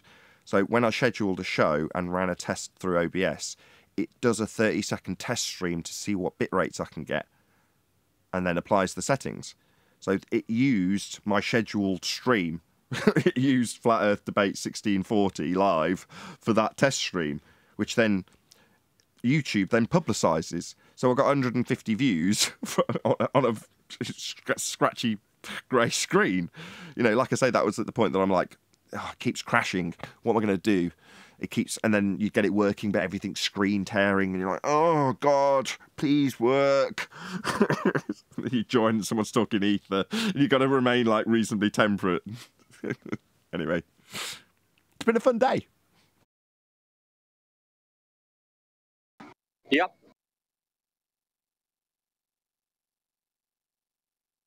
I'm just glad it's working. Anyway. Go on, Chocolate. Can I ask you a question? We'll go on Chocolate first, then. Yes, Neil.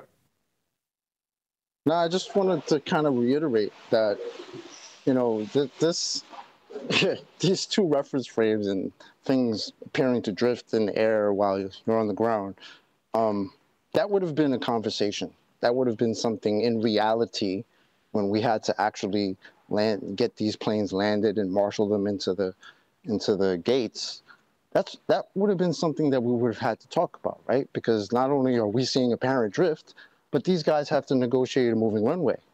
That never, not once, was that a conversation, was that even broached at all. So when this guy, Wolfie, like when he talks about this, it's, to me, it's kind of just funny, right? Because just as me as a regular employee at a job would have to know about that, right? And it just doesn't happen in reality.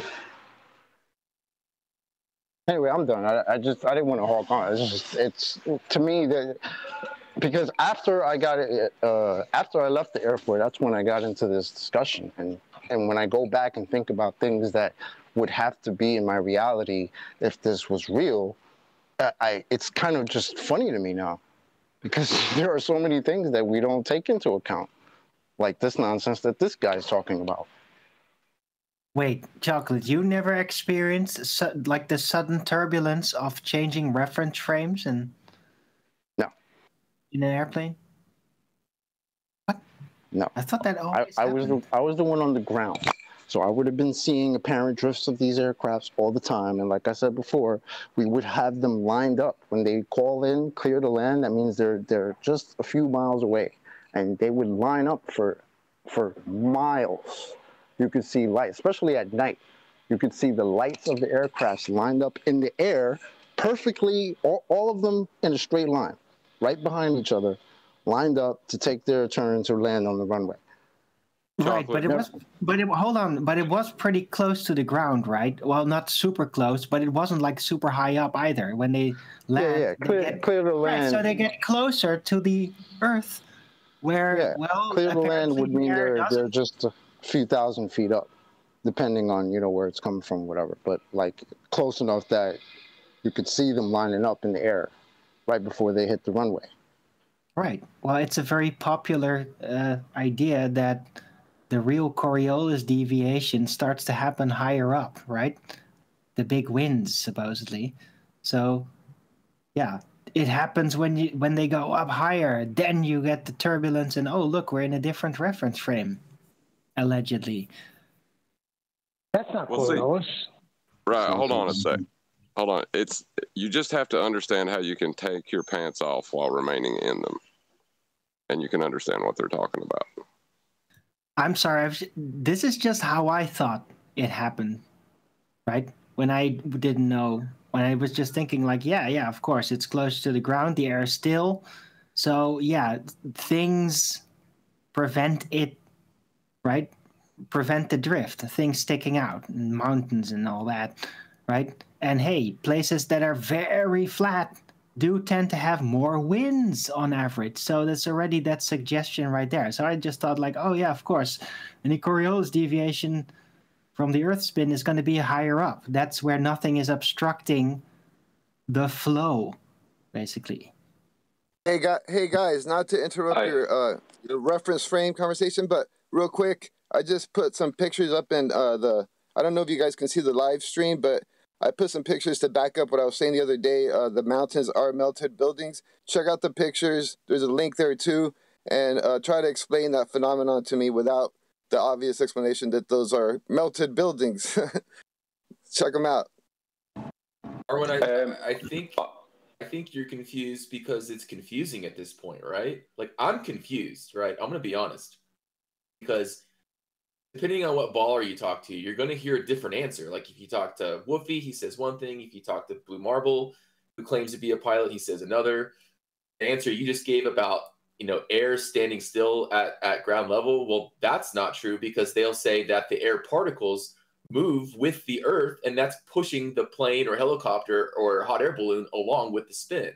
So that's why you don't take it into account. So I have to be honest and say I'm completely confused.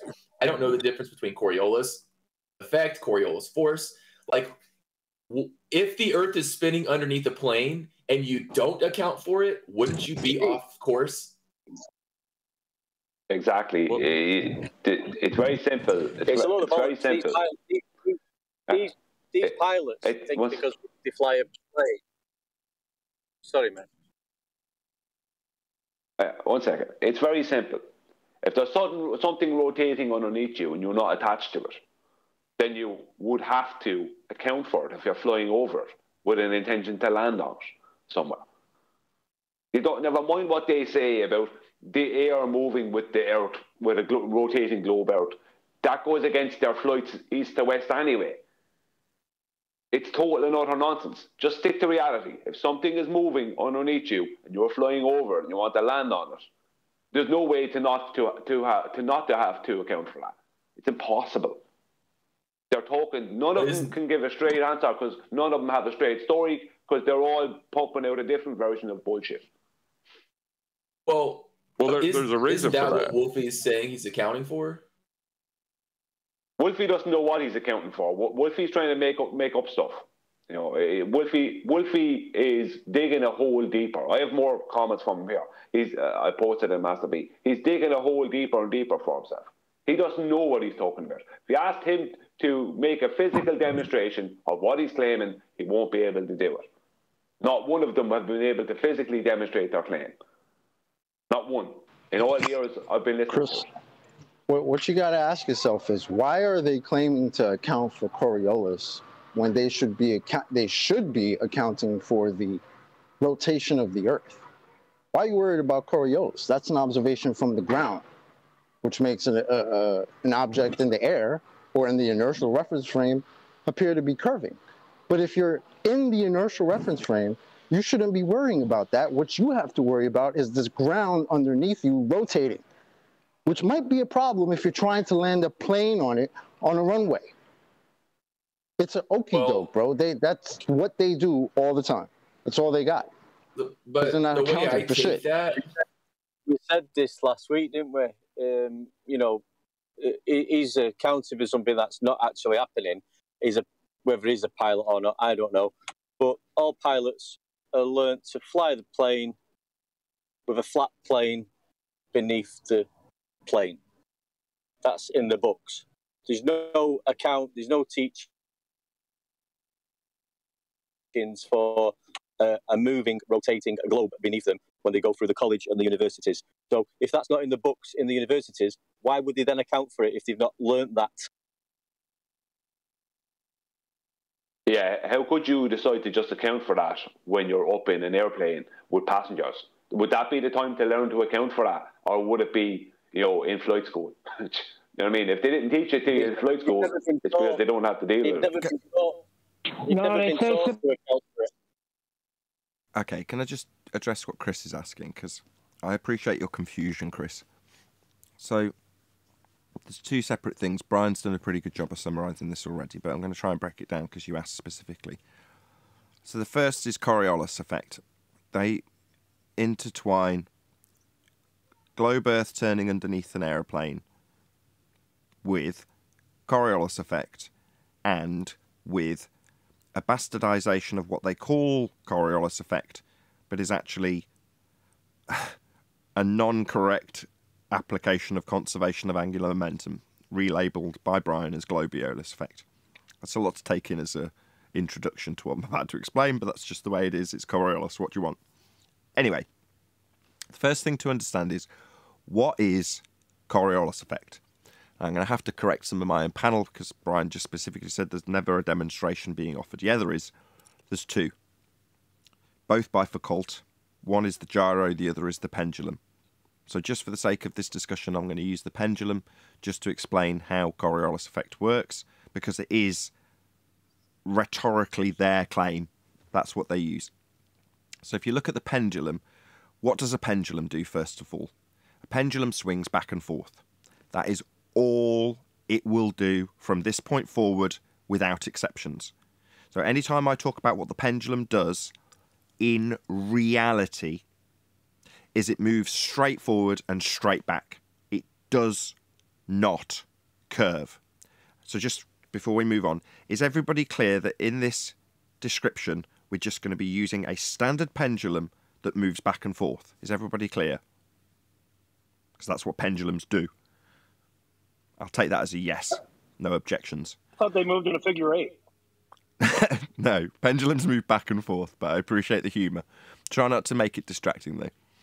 Okay, so a pendulum moves back and forth. The Foucault pendulum knocks over dominoes in a circle, though, doesn't it? Well, not exactly. The pendulum, still in the Foucault pendulum, has the same attributes of any pendulum. It moves back and forth. But because it's claimed that you stood on a turning Earth, turn beneath the reference frame that the pendulum swings in, you observe it seem to take a curved path as it knocks over the dominoes. So that would be to say, the pendulum swings back and forth, but the platform you're stood on turns beneath that motion back and forth.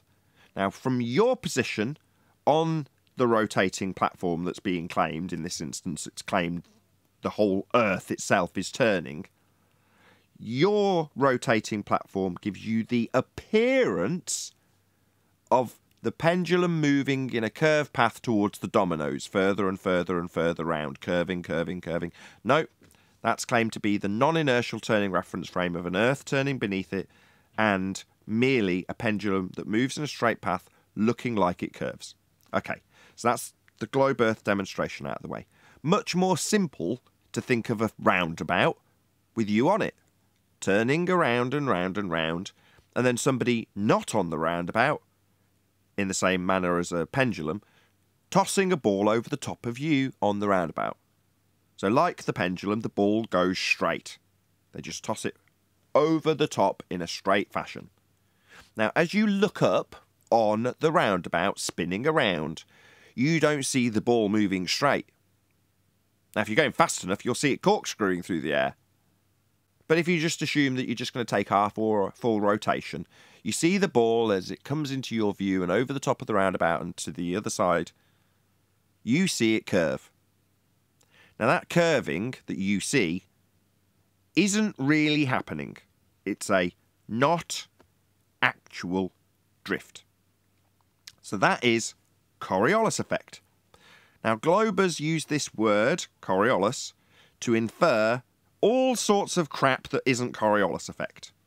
And then they can go on to babble on about how they'll correct for the crap that they don't know, what they're claiming, and calling Coriolis effect, when in reality it is just you on a roundabout observing a ball that goes straight seem to curve. That's all it really is.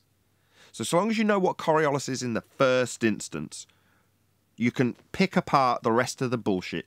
If you go to the wiki page and just type in Coriolis force or Coriolis deflection, you'll get straight to wiki, and on the right-hand side of the page, there's a 2-sentence description of a ball travelling straight through the inertial reference frame and appearing to curve from the non-inertial reference frame. It's summarised as concisely as that with a diagram with 2 views. One would be the view of the guy standing off the roundabout on the ground throwing the ball. Well, he just sees a ball that he throws move straight.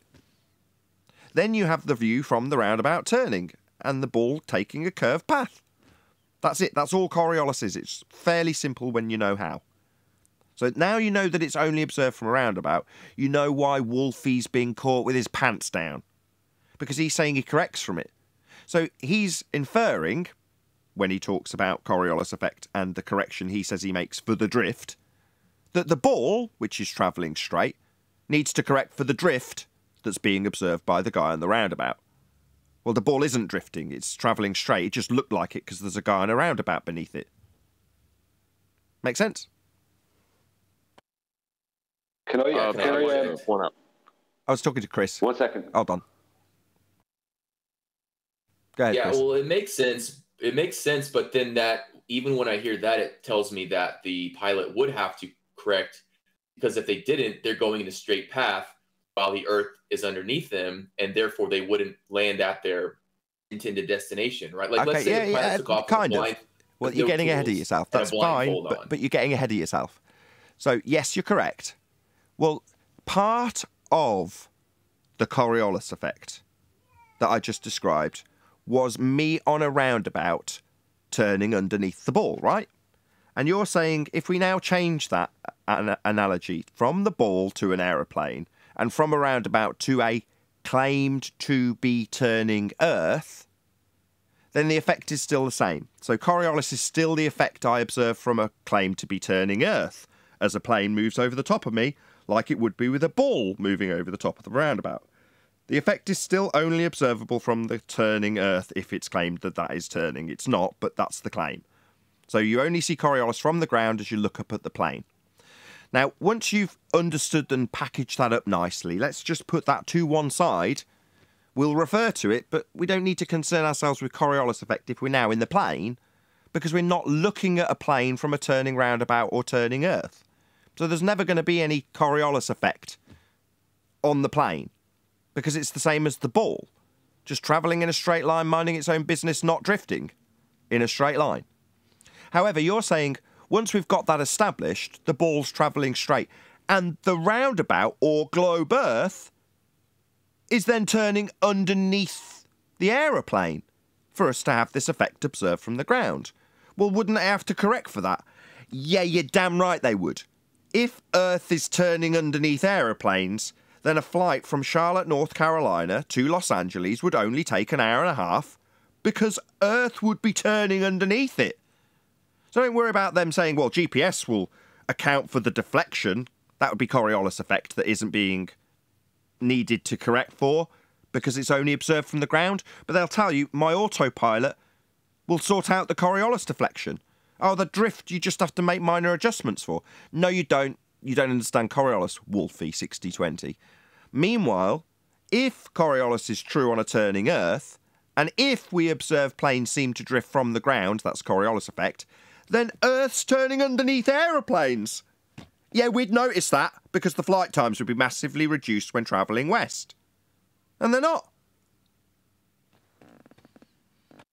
Can I just say to Chris, 1 second, I'll just say to Chris, first of all, I want to say that when I ask for demonstrations, I'm looking for demonstrations of their globiolis claims that they call Coriolis, not real-world Coriolis demonstrations. They're globiolis claims. That's what I'm saying they can't produce a demonstration for. But for Chris, a plane wouldn't be correcting for Coriolis at that point. If an airplane is flying straight over your head and you look up and you're on a rotating globe, then you're observing the Coriolis effect because that plane that's flying straight appears to be taking a curved path from your position because you're rotating. But that plane and pilot, whatever corrections they would have to make would be for Earth rotation, not for the Coriolis effect. The Coriolis effect has nothing to do with it that then. They're correcting for a real thing. The Coriolis effect, from your point of view, is just an effect. It's a visual effect. It's not real. It's an apparent thing. Whereas what Wolfie would have to account for is the actual physical rotation of the Earth underneath him. And he doesn't. So they're never correcting for a Coriolis. They would have to be correcting for Earth rotation, not Coriolis effect. And if they were correcting for Earth rotation, it would mean Earth was rotating underneath the plane for them to correct for it. And correcting for it, if you're travelling from Charlotte to LA, would mean that you're just lobbing off about 3 hours from your journey time because you've got the added Brucey bonus of Earth turning underneath your plane for you to worry about correcting for it, that is. So massively reduced flight times would be the result of you being capable of observing Coriolis from the ground, which is the only place you can observe it from. I kind of object to this entire discussion. Of course you do. Okay, no, let him. Go on, John, go ahead. Why would you object? I don't see any problem here. Well, it looks like they have two claims in place. One is the Earth is turning with the air, and the other one is that there's two reference frames and the Earth is turning underneath. Not strictly true, but carry on. But the idea that the Earth is turning requires it to have a radial value for an axis. And that's, this is not true. There is no measurable radius. And the idea of it is contradictory to the celestial sphere model. Oh dear. You think we should clear that up though, because it's the actual globe claims are not that the air and the ground are moving together. That's the anti-flat Earth claims. Well, either way. I'll let Chocolate go. Go ahead, Chocolate. You're spot on. No, because when we ask them, where do we see this? How do we account for it or whatever? We're told, we wouldn't expect to see it because the Earth and the atmosphere are rotating together. But just in that, you're absolutely destroying the notion of the Coriolis effect, which requires two reference frames. So in that response, I mean, they're not even sticking to their main globe claim. I want to defend us Baldwin now. No, hang on, Arwen. No, Chocolate. They still are. You still would observe Coriolis effect. And you know why? Because the airplane that's flying east to west above you still has to fly against the rotation. If I made a plane... 1 second, John. If the air is moving with the rotation of a globe Earth, then it's moving west to east. A plane flying east to west has to fly through that air and against the rotation. So you standing on the ground, you would still observe the Coriolis effect regardless. And they'd still have to account for it if it was happening. There'd be no way out of it. I want to make a defense plea for the spinning ball Earth with gas still deviating because of Coriolis, but higher up because at low ground level, the air is basically kept still. You could make a test on a roundabout with walls in there and a drone and see if the drone will just start crashing in the wall, can never find a bearing, or whether it will just move with the air caught at ground level, not at the top. It would have to have an open top. Right, if it would be caught within that tunnel artificially created on the roundabout as it is spinning. That's only one reference frame. So if you claimed that the drone takes off from a roundabout and then the air that is in a sealed now roundabout, a little contained roundabout for some reason, Well, okay, in the contained roundabout, if your suggestion is that the drone takes off, but if you put an X on the roundabout so that when you pop the drone on it and start the roundabout spinning, when it's landed or not taken off yet, it's literally got the X directly underneath it. But when you launch the drone, your suggestion would be that that X on the roundabout, with the drone not attached to the roundabout, still moves along with the drone because the air, according to you, is moving with it. Well, that's a single reference frame then. Then no drift.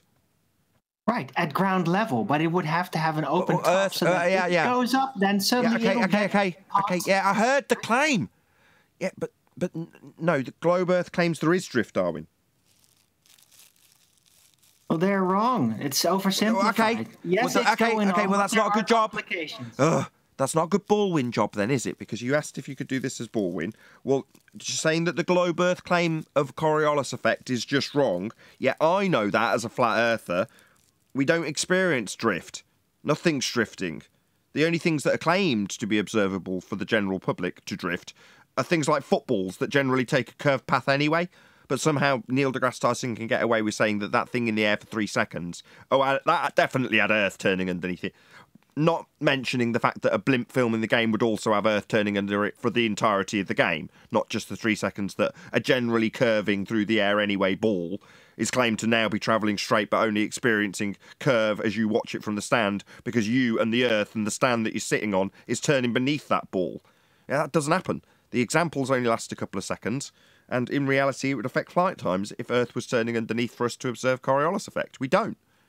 And saying that it all travels together means there's nothing to observe anymore. If the planes go up high enough, right, then they get caught up in the wind streams, as they're called. Yeah, that's not the globe Earth claim. That's not the globe claim. No, but hold on. As a baller, and I'm pretty sure I'm not the only one. Yeah, just because you're a baller doesn't mean you're gonna have to believe Neil deGrasse Tyson when he says that.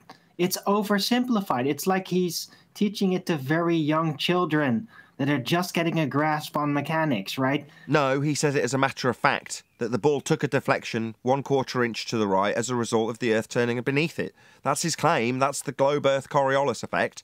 So no, he's not oversimplifying it. He's stating it as it's claimed to be on a globe Earth. You saying he's just wrong and oversimplifying things doesn't alter that Coriolis' deflection observed in that instance from the stands on a claim to be non-inertial turning reference frame, claimed to be a sphere Earth. And according to him, you're seeing not actual deflection, that would be the ball curving. Well, the drift that you see isn't really happening. It's the Earth turning and the goalposts turning under the ball. Well, that's what he's claiming because that's what globe Earth claims. That is the claim. Globe Earth's claim to have Coriolis. Only observable from the ground. I just say at this point, only observable from the ground, meaning that this illusion of things seeming to drift definitely wouldn't need correcting for in an aeroplane. And any pilot that suggests that you should correct for this not actual deflection, experienceable only from the ground, should be fired. Okay. I'm just Arwen, you don't understand. Yes, I do understand. You don't understand what I said. You didn't understand what I said, and that's why you're saying all the stuff you said. I wasn't addressing it. It wouldn't make any difference. I wasn't. Hold on, I'd like to rebut Chocolate on this because you all said, or he said, that isn't it important that we get the claim right, whether it's moving together as one reference frame or moving as two. That's like arguing about what the gas lamps in Narnia run on. Get that right? It doesn't matter. Earth's flat. Any assertion of a sphere is contradictory to the celestial sphere model. You're just arguing in Narnia. I agree. You don't got to rebut me on that. I get that. That's not a problem. I know the concept, but people that are new to this might not understand when they hear an anti-flat earther saying, "Oh, well, the globe and the atmosphere are moving together." I mean, well, all your citations don't say that. Unless there's one that does say that I've never seen. Are you all denying Nathan, I'd like to add something when you're done. Okay. I just wanted to apologise for the sound from Chocolate Sane's mic. He did clear in advance that he would be scaling a small rock face today. What? The fuck? Okay. Go ahead. So are you all denying that there's single direction, non-stop wind streams at a very high altitude? Yes, we have in the wind. heliocentric paradigm. No, that's not in a model. Thermodynamics violate. Reality. Okay, look, Well, your then question's too why are you open, too bringing it up? vague, and no. Yes, we have wind. Go ahead, Quantum Eraser. Where's Chris Berry at? Chris, you still around? Doesn't look like it. Sorry. Why did he leave? He asked the question, correct? Yeah, he got rumpused. Let's get back to the root problem, though. You did a great job. Listen, you're the Coriolis master. Let's get back to the root problem of what, to me, the absolute stupidest. It's got to be top 3 stupidest things I've ever heard, right? That's including all the evotards. So this is the top 3 stupidest thing I ever heard. Gases move in lockstep with the Earth. That's right out. If it's not, I'd have to find something that overtakes it. I really would. I'd struggle. It's typical misunderstanding, a complete ignorance of gas behavior to begin with, right? Gases move extremely fast at high speeds in every direction. How can you marry that with it doing that and then moving in one singular direction? Number one. Number two, gases aren't attached to themselves, let alone to anything else. How can you explain that? Number three, please explain north, east, and south surface winds. No, don't go there. How can this is so, I can't believe I'm saying this. How can the atmo, which is air, which is gas, move in one singular direction from west to east, but then have east, north, and south surface winds, not even the higher winds? We ain't even going to get to that. This is first grade dumb fuck. Turbulence. It's all about turbulence. That's all I got. It's all about turbulence. Just as what causes whirlwinds to go in a certain way. Arwen, what the hell, man? Quiet, Arwen. Listen, I'm driving to Idaho, right? So I had the tailwind behind me. I'm getting 11.7 miles per gallon, towing 13,000-pound trailer. All of a sudden, it's hit me on the side, and my truck is drifting. I have to correct for that on the ground. Then I'm going into a headwind. I'm getting 9 miles per gallon on the ground, Arwen. Not high up. I blame Biden. Those prices are horrendous. True. I'm not giving up on it, right? There's turbulence all over the place, right? Oh, and you have to make some sense. You can't just be arguing about nothing. Wouldn't the very fact that turbulence exists that negate the atmosphere moving with the Earth? Partially. What's turbulence? Turbulence is wind moving basically among itself. Yeah. And moving and the patterns that come out of it. There's distinct circular type patterns that come out of that. Shouldn't it all just be one pattern? Don't get drawn in, chocolate. If it was standing still. Chocolate, don't get drawn in. Because he's not stopping. He's not stopping, man. But you guys. Why are you so triggered? This is called opposition. It's not. It's nonsense. No, it isn't nonsense. This is what I came up with. It's very elaborate, right? This is what I came up with. Hey guys, I don't get it. That's the ball religion. Don't you get it? That's what it is. Yeah. Everybody has to figure it out. Hold on. Owen, can you just spend the next 20 minutes telling us that you've already defined something and that you've already told us? That would be good. What do you mean? Yeah, Arwen. The other day you guys jumped all over me for fucking viruses. Hold on. John, hold on. Excuse me. John, Ultraviolet, go ahead. I was just going to say the other day you guys jumped all over me for making the claim that mountains are melted buildings. And today I posted a bunch of pictures. You're not even going to challenge the pictures at all? I don't get it. Shit. Sorry. What the hell are you doing in here talking about mountains or melted buildings? What the fuck? This is where we're at. I wanted to latch all over that. I'm sick of Arwen, to be perfectly honest. No, not Arwen personally, just him playing baller about Coriolis effect with total nonsense. Brian's right. All they've got is to descend it into nonsense, right, and hope for a draw. That's the best they hope for, and that's all Arwen's going for right now. No, empiricism, right? If there is, I'd throw out a few one buzzwords. direction. Hold on, guys, you haven't been listening really. Like I didn't completely grab this out of nothing. I have more if there comments is from one Woodby if you want to direction, hear 'em. can I finish, please? If there's one directional wind streams that never end, that are constant somewhere at some height, right? Isn't that potentially attributable to Coriolis deviation? Argument right? from ignorance fallacy. That's the level where the Earth doesn't have a grip on the air anymore, so there's no such animal. Still. You'd have to prove the premise first. Prove the premise. Okay, we went through 3 things, and you've latched onto the last one. Technically, the weakest one, but only weak if you ignore the first 2.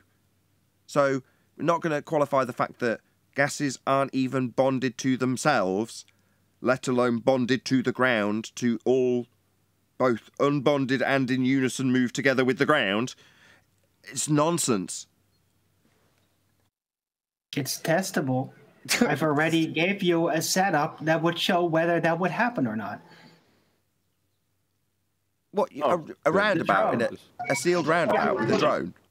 Just ignore him, man. Oh, that's so painful, isn't it? Actual globe resistance. It's painful listening to you. Yeah, it is. Yeah, You'd fail first grade intro to gas behavior. Meanwhile, melted buildings. That's what's painful. When did we discuss melted buildings and shut you down? I don't remember. All right. Yeah, I don't remember that one. We're gonna hear about the melted buildings? Oh God! What do you mean, oh God? Sounds exciting to me.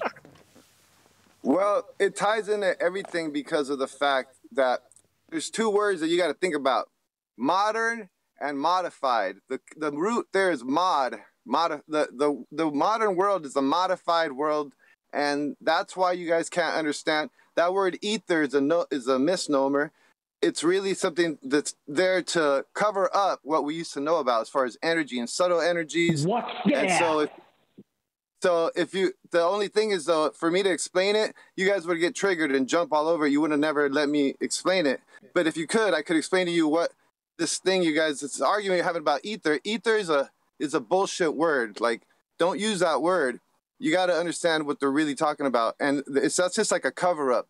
But the ancient world knew about the different types of energies, and we're not allowed to know about it. So they took the language away from us to describe that.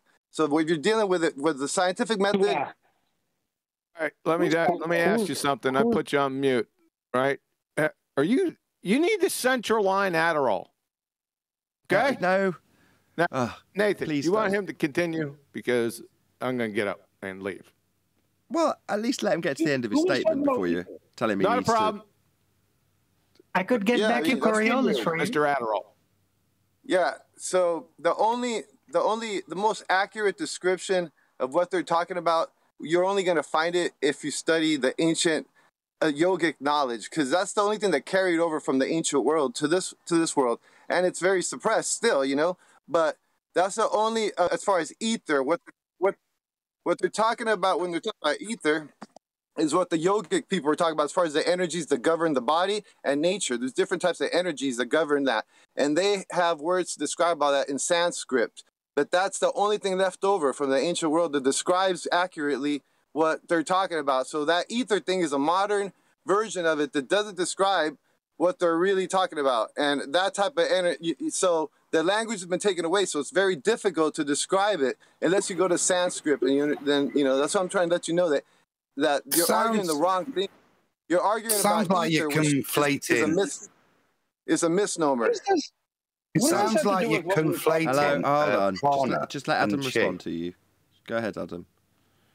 Sounds like you're conflating prana, chi, with ether. I don't think anybody's. If you're now claiming that ether is this Energy. inner life force, Which ether? Exactly. Ether is the wrong word to use, so that's why you guys can't understand that. So there wasn't. maybe you should tell that.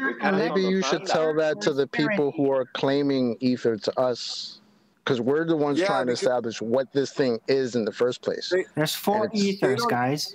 There's 4 ethers. They don't know what they're talking about. When they light. talk about ethers, they don't know what they're talking about. They don't. You're right. Well, I They do don't know what what they're I'm talking about. Can somebody please produce ether for me? Hello. Somebody Don't be please produce some unreasonable. ether Hello. for me. Hello. Because Hello. it's been... Hello. Arwin also doesn't know what he's talking about. Go ahead, Arwin. Thanks. Yes. Yeah. So there's the light ether that doesn't exist that we struggle with, right? There's an electric ether, which is not the same thing. It's about electricity being in the air. It's still elusive, right? Then there's the chemical ether, right? We know it's a substance, basically proven. And then there's the spirit ether, another elusive things. I talk about it, right? You don't have to believe it. So those are very distinctly different types of ether. So which one are you talking about? It's a very in-depth knowledge too. It's not something that we're just gonna, you gotta like go and study this shit for 12 years under the guidance of a. Anyways, so we're talking right now. When I talk about ether, you said there's a spiritual ether, yeah, but it's encompassing all of those different types of ether, the type of energy that we're talking about, and so all those different energies function differently, and we don't really get to cover that in modern universities. They don't cover that ancient knowledge because they got to hide the free energy that it'll lead you to. It'll lead you to understanding that the whole universe is full of free energy. So that's why. So you're talking about electric ether, right? You invoke energy. They named it ether and just try to cover that, name the whole thing ether, but it's not. That's a misnomer. So I just wanted to say that, and I want you guys to look at the pictures and look at so that you can see what we're talking about. The ancient world this place used to be a completely different realm. We live in the ash. But you're talking about energy, basically. You're talking about energy. Hold on, Arwin. Go ahead. We live on the ashes. Hold on, guy in Discord. Ultraviolet, hold on. Go ahead, 10th. Yeah, I'm glad he's talking all this gibberish. Where's the proof for any of this stuff? I just put pictures up. And anyways, we live on the ashes of the will. We live on the ashes of the ancient. God damn it! You have a hard time listening to talk, right? He just wants to address. Okay, guy in Discord, Ultraviolet guy. He just wants a little bit of attitude from you, as in, just nod along a little bit, but don't then launch back into your tirade. He's trying to address you. So obviously there's going to be a bit back and forth, but just let him go. Go ahead, 10th. Yeah, he's taking all the oxygen in the room. My goodness, slow down for a minute. You're talking about mountains that are buildings, and then you jump ship to ether and called it some energy. Please define that first and tell me where you have proof for this. The guy meditating on the... okay, can I finish? I did. I tried to. Gosh. I tried to describe it. Shutting up. But like I said, you won't be able to let me finish it. So what I said was... You didn't leave that man finish what he was saying. You have to listen to that man. You didn't get to finish what he was saying twice. Okay, go ahead. Say it.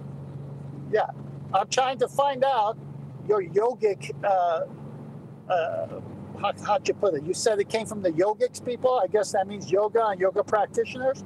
Please give me evidence of this energy force that's supposed to be ether that is wrongly named, but it's this other energy force. Go.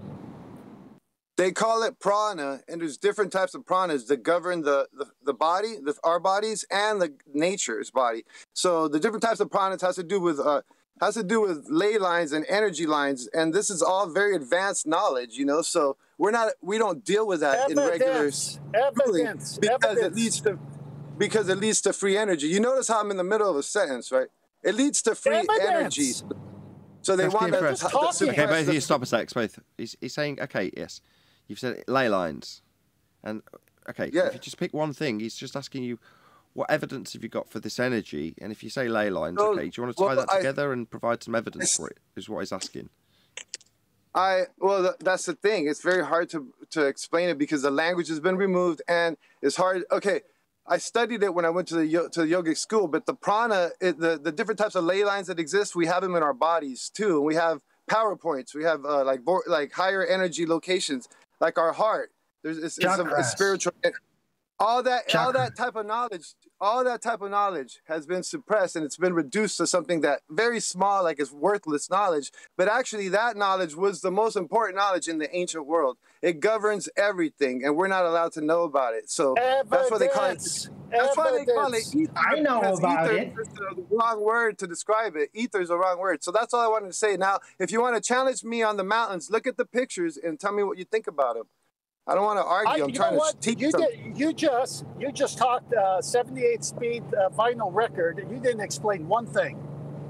By the way, Nathan, I put those pictures in Master B. They're up now. Thank you. If anyone wants to check them out, they're in Master B, as Chocolate says. So feel free to glance your eyes over the melted buildings pictures. They're up on screen for the audience now. Thanks for listening. That's all I wanted to say. I don't want to argue. I just want to share something. That's all. Do what you want with it. You don't provide any evidence. You don't provide any evidence. It's just you went to a class, you forgot everything you learned, and now you're just rambling.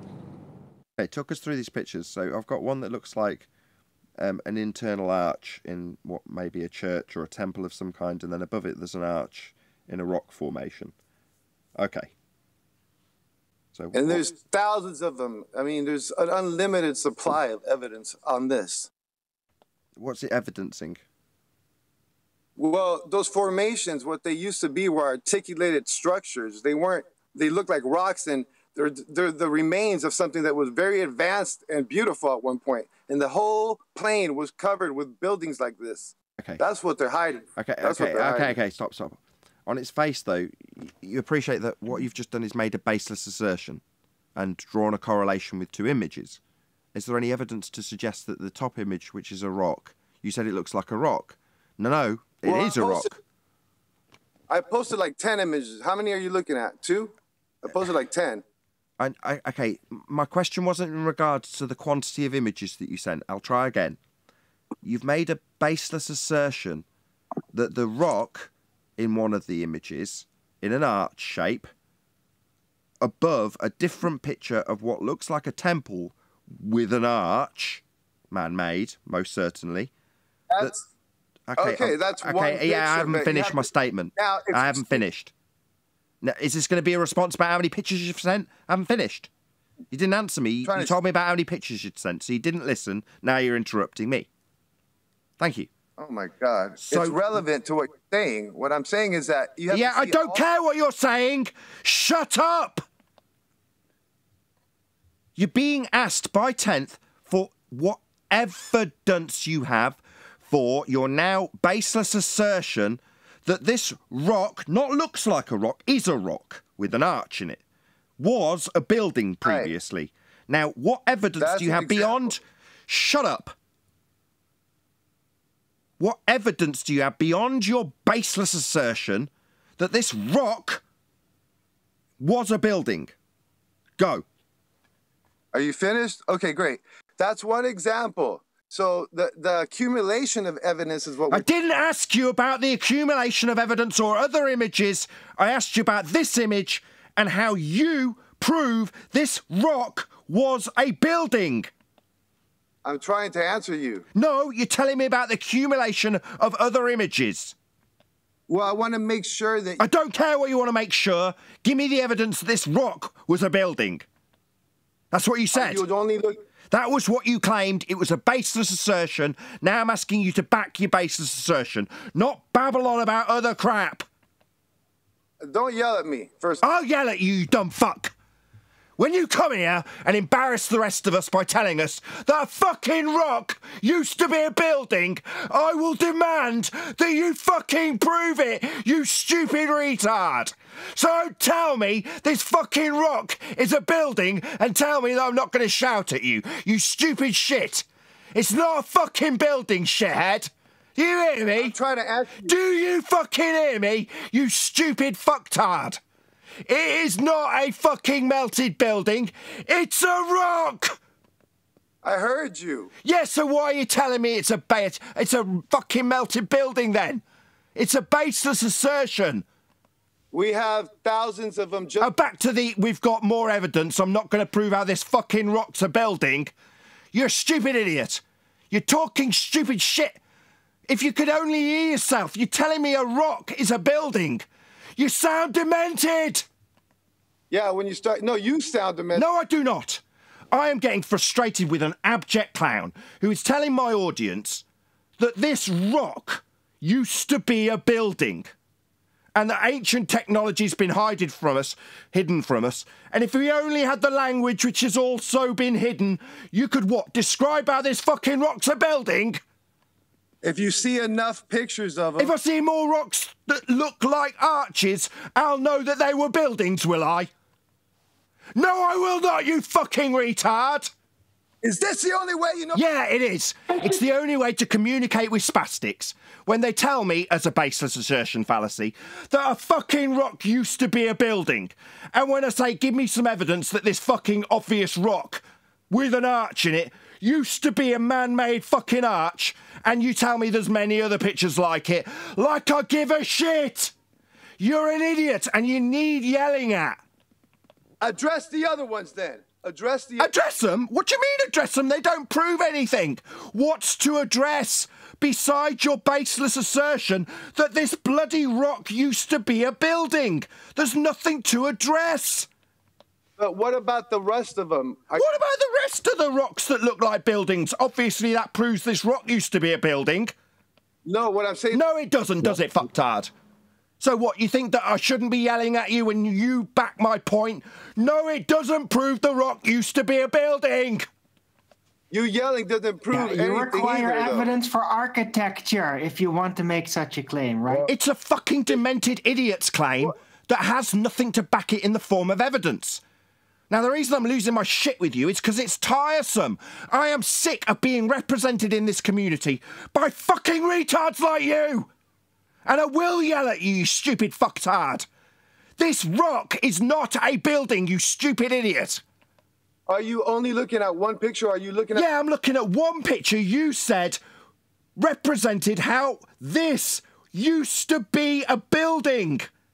Yeah, that's the problem. You're only looking at that one picture. Oh, right, so if I looked at 1,000 fucking more archway rocks, I'd think that there were buildings like you stupid moron. You think I need 1,000 more of these, do I? Yeah. No, I do not. I need you to tell me how you think that's the case. Look at the other ones that I've... No, looking at another load of shit pictures that you've correlated together will not prove to me that this fucking rock was ever a man-made building. See if you can look at the other ones. I can. I can. About the other ones. Yeah, I can, but it doesn't prove this rock was a building, you stupid retard. It doesn't prove it. No! It's just your baseless assertion. Very irritating and getting you yelled at. Tell me why the... So, stupid shithead with a baseless assertion. You haven't got any evidence, just your stupid baseless assertion then. More evidence. It's covered up by your yelling. I have more evidence.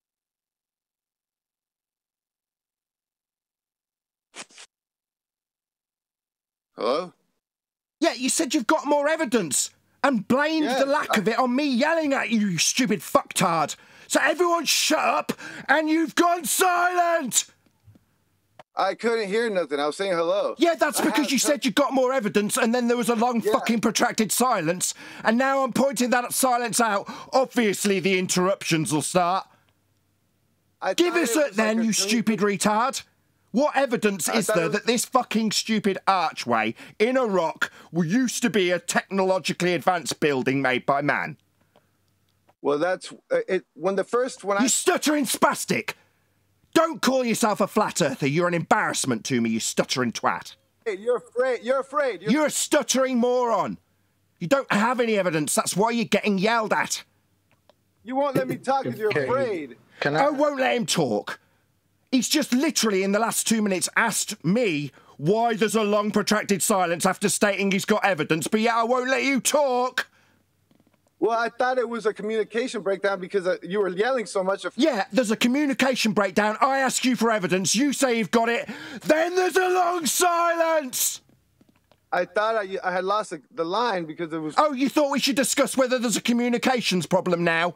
When you're being asked for evidence that this stupid rock with an arch in it is actually a technologically melted building from days of yonder, you stupid fucking idiot. So when I first started looking at it, and I first don't care. Don't care about what you thought when you looked at it, so you could come to your baseless assertion. Give me evidence that this rock used to be a building. You're afraid. You won't let me talk. Yeah, I'm terrified. Oh no! If only I could protect myself from the truth of the melted buildings, I'd have a fulfilled life. If only the yogic people had spoken to me like they spoke to you. Yeah, when I first started looking at it and I saw 2 pictures, I didn't believe it either. When I kept... I don't believe it now. I don't need to. I only needed 1. It's like flat Earth. It takes time to see it. Okay? Oh, it takes time, does it? It's like an acquired taste. If I stare at this arching rock long enough, I'll believe it's a building, will I? It takes and so what you see is you... So it just needs time. Just going to ignore me with your stupid batshit insane assertion that if I look at this long enough, it'll start to resemble a building, and then if enough time passes, I'll think it used to be a technologically advanced fucking yogic nation building. If you see a bunch of the pictures that we have, you'll start seeing that this is everywhere. There's half melted... Okay, next picture. Giant cock in rock. You telling me that this is a giant's penis? Oh, now keep going. No, it's got nothing to do with giant. It's an ancient melted lighthouse. It looks like a giant cock. It's an ancient melted lighthouse. Look at them all. Look at all of them. You're only looking at I'm looking at another one. It looks like a giant cock. Okay, great. What's the next one? Can I just ask a question, man? Because you said mountains are melted buildings, right? That's a hell of a claim, right? Now, are you saying that... Don't scattergun me. Look at the next one. What's the next one? Scattergun. I'm using your own claim. What are you talking about? You're jumping. I mean, I was talking to Nathan. That's the first thing you said. That's the first thing you said, literally, was mountains are melted buildings. Okay, the next one is buildings that are built into the rock. Right. That's what. Now you're starting to see more. Keep going. Keep going. You're going to see that all these rocks used to be buildings. Look at them. Keep looking. So have you ever? Sorry, here we have this place in the near vicinity to England called Wales, a very hilly area, and my folks lived on a farm in Wales. One of the buildings was like this, and I watched it being built into the hill. So what? You watched it. What they tell us, what the geographers say, is that it was carved out of a solid piece of concrete. Who carves something like that into... Oh, in the case of me and my folks with a house that's inside a hill, it was builders. Well, I don't know what you're talking about. But what I'm talking about... Carved? I'm talking about a building inside a rock like this on screen now. I've experienced that firsthand. I, in fact, did the plans for the building. I did the blueprints. So I designed it to be in a rock. You're asking how people could do it. I drew up plans to do this that's on screen. I have a building coming out the side of a fucking hill. I've designed a building to do that. That's not what I'm referring to. Well, that's what's on screen, and I'm saying, you know what? This looks vaguely familiar to what we used to call the pigsty. The pigsty being a building that comes out the side of a hill, where 2/3 of the building isn't seen. Claim. I heard your claim now. Right, it's not a claim, that's a fact. It's a building that exists, that I designed, and when built, not by me, by builders, came out of a hill. I heard you. Now let me respond. Right. That's not what I'm referring to. I'm referring to ancient sites that are all over the plain that they tell us that they carved it into the rock. They carved it out of a rock. And that's not what it is. There it is. What I can see it. What it is. That's not there what it is. What it is. And yet there it is. What it is. What it is. You're interrupting me. What it is. Yeah, because you're saying how amazing. We shouldn't believe them when they say they carved buildings into the rock. Oh, really? I mean, you say this should be hard to believe, but yeah, I've got a photo of it on screen. Why would that be a difficult thing to believe? But that's what they say to cover up the truth that the whole... To cover up the truth of what? It's just a building in a rock.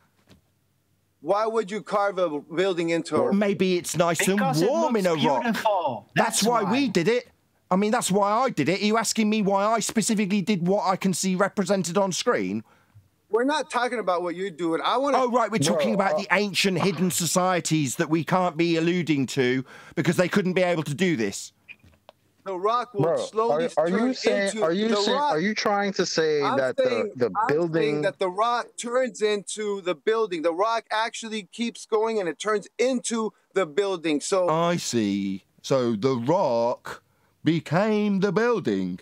It wasn't that somebody did this. It doesn't look like familiar man-made structures and shapes.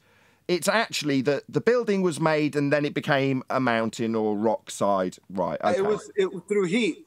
Through heat. It was destroyed with heat. There was some kind of event that destroyed all this shit. The thing was made with rock. It was a rock. It was a building first made of rock, and then it melted into just rock. No, it was made out of concrete. It looked completely perfect. Like it was the most beautiful thing you've ever seen. and now it looks like a mountain. So what you want to do is start. Do you have an original? Now it looks like a mountain.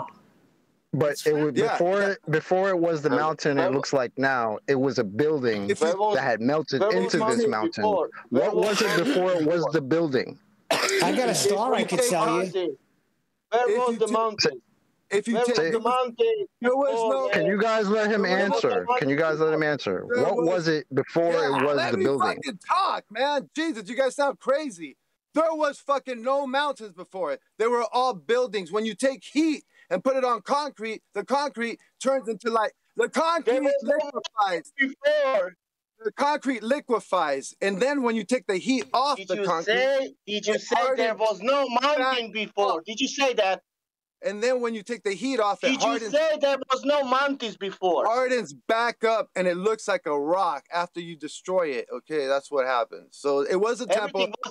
Everything was flat, and then people build buildings, and then we get mountains. It's worse than that. The deserts, the deserts that what we call deserts. You drive through the deserts, you see those plateaus and those arches and all that. Those were cities, okay? And all that pulverized dust, that's pulverized. Bro, are you delusional, man? No, I've been studying this for a while. The deserts. No, are you've been pulverized tripping, cities. Bro. You've been tripping. Ancient. Yeah. Blame it on drugs. But anyways, deserts are pulverized cities. That's what you don't understand. This is an ancient place, and it's been reset over and over. Deserts are pulverized cities, and mountains are melted buildings. Can I please say something? What do you want me to say, Neil? Hold on. No. Desert. I'm being appealed to by Neil. Hold on a second. Can you stop talking ultraviolet? Stop talking now. Thank you. Yeah, Neil, this was all done for humour. QE made it very clear what would happen if I allowed this to continue. And for kicks and giggles, I did. But it was fun, you know. There's lots of opportunity for over-dramatising things. Yeah, maybe someone will actually go study it and see what I'm talking about. See? Can I ask a question? No. Did he say we sound... Neil. Can I ask a question? Blah, blah, blah, blah. No, the guy won't tolerate it. You know, if you try and put a question to him, he won't let you get to the end. And when you try and communicate back and forth with him, he'll just go into verbal diarrhea like a baller would. Stop projecting. Like now. It'll take me 2 seconds. Right, yeah. So ultraviolet, are the seas the blood of the people that died? Wow. Hold on. It talks about a flood in the Bible, doesn't it? Are you going to tell me I'm crazy? So the seas are the blood of the people that died? Are you listen, it talks about a flood in the Bible. So let's make fun of the Bible now. What are you talking about? I never said the seas are the people that died. Well, I mean, if the deserts are the pulverized deserts are pulverized hold on. Everyone quiet, stop. It's not going to be audible if everybody talks through everybody. Right. Look, I think he's got a fair point, El Borique, because it's totally unreasonable to suggest that the seas are the tears of dying people. I mean, that's farcical.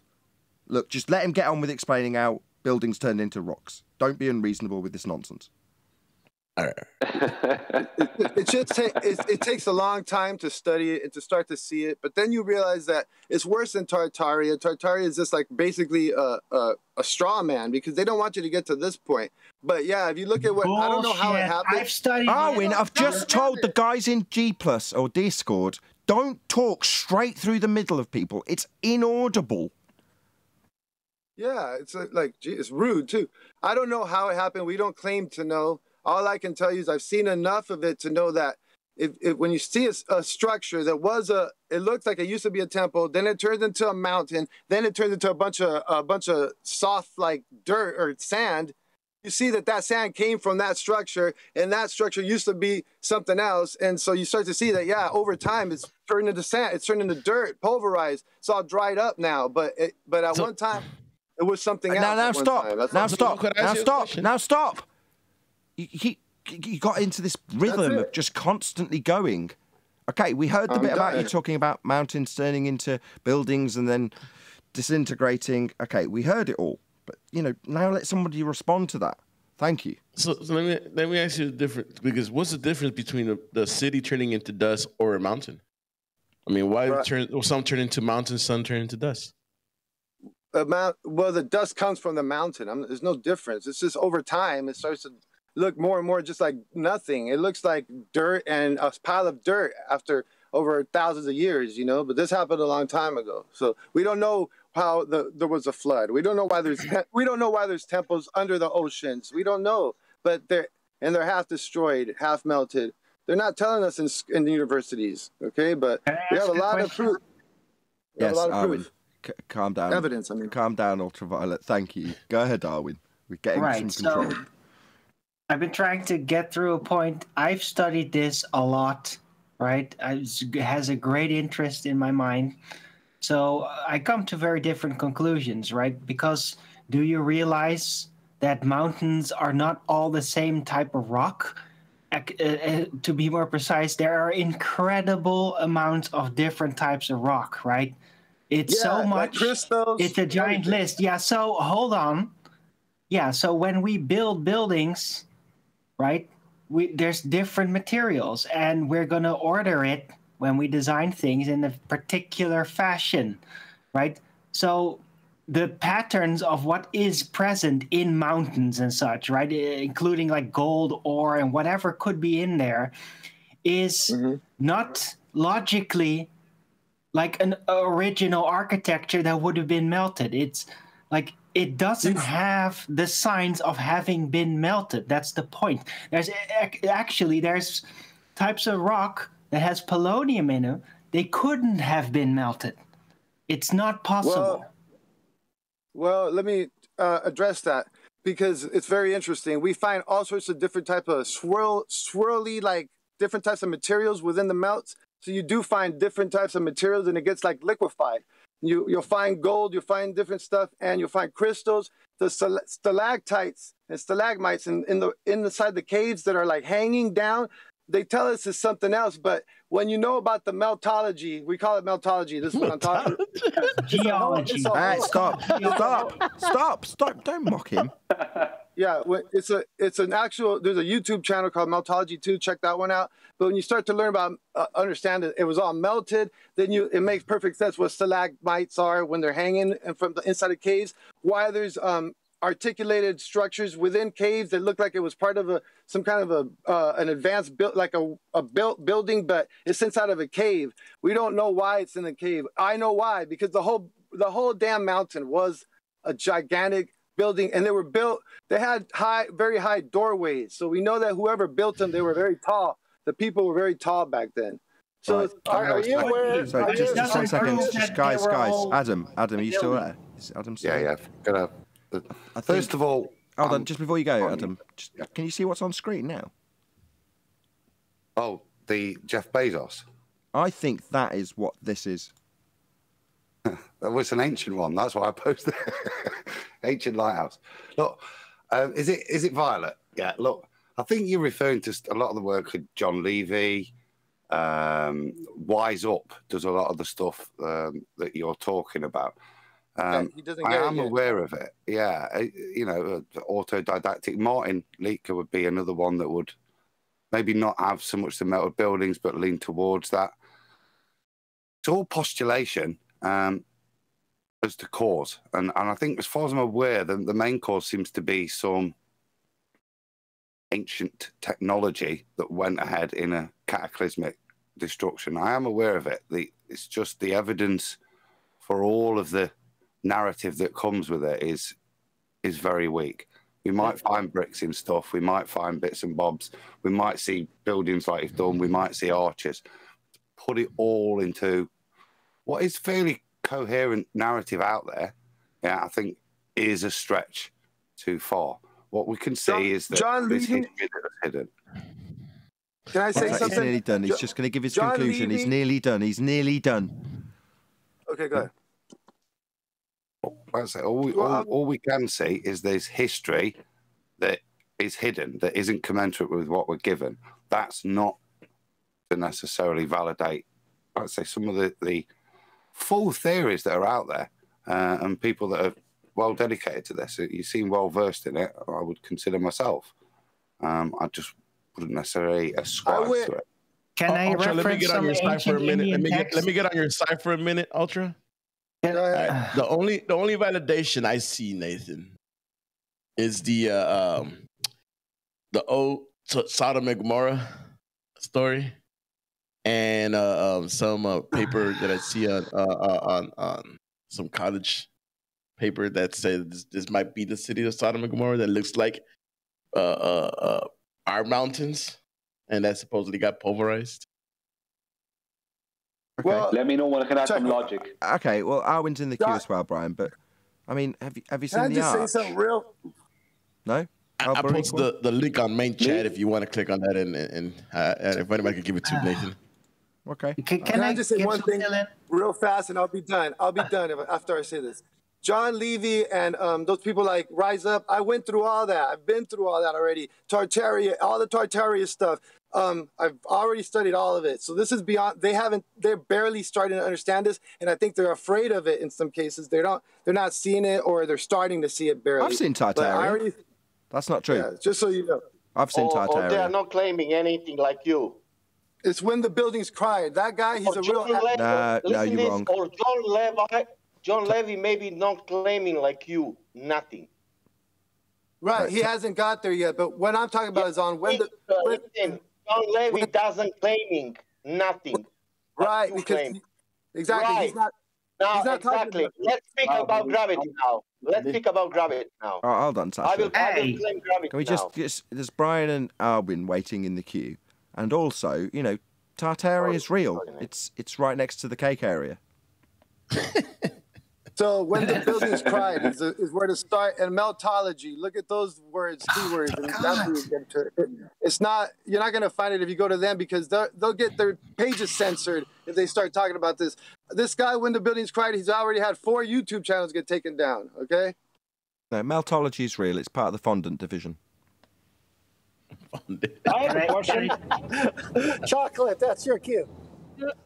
Can I Can I ask a please question real quick? try to get some fill-in? Whoever said, can I ask a question real quick? You can in a second, but Brian and Arwen have been waiting for ages, and they'll start to hate me if I forget.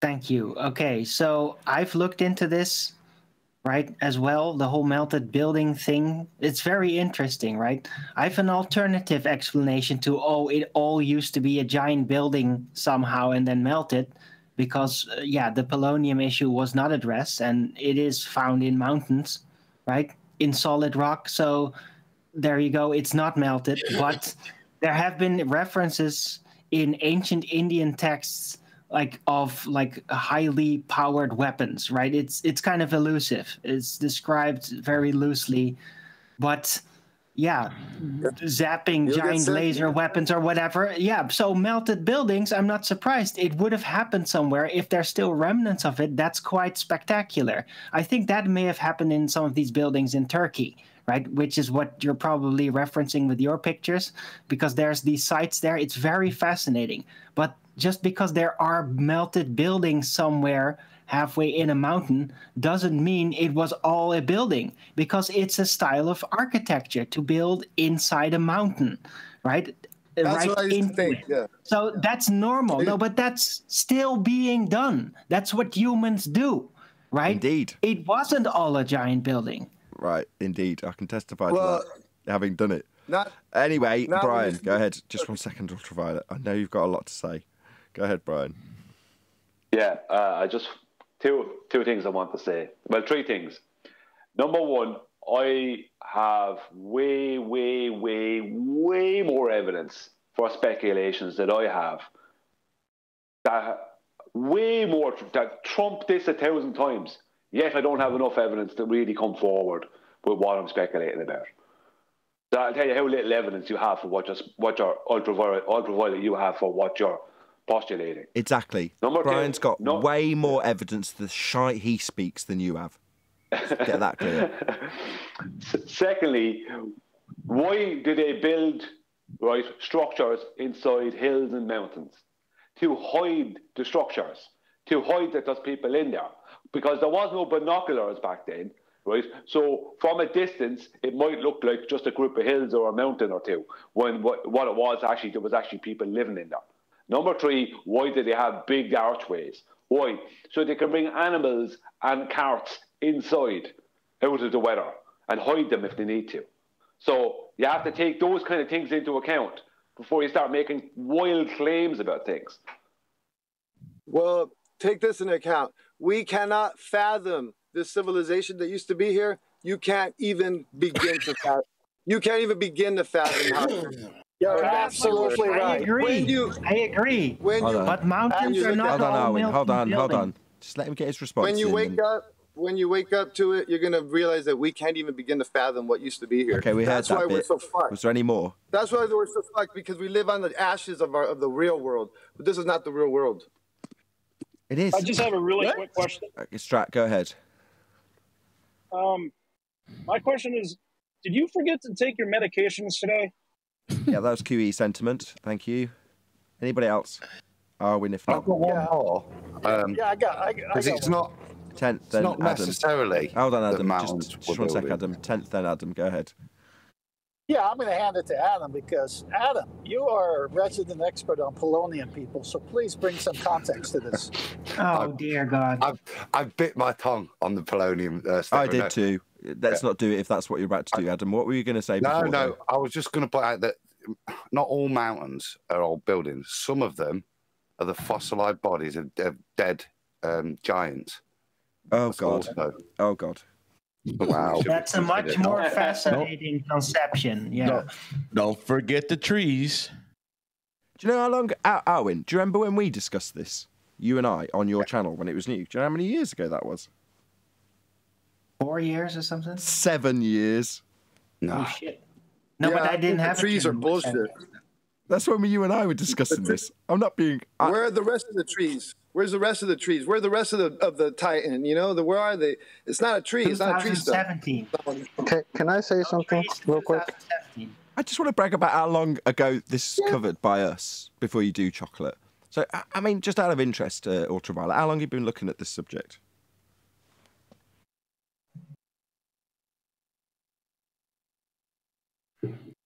Sorry about that. What was that? What did you say? Just how long have you been looking into this? I discovered When the Billions Cry like 3 or 4 years ago. I first just stumbled on it. I was like, what the hell is this guy talking about? Then I started seeing a bunch of pictures and I realized he's right. But the way he does it, he turns a lot of people off. That's not what I asked. Okay, thank you. Thank you. Thank you.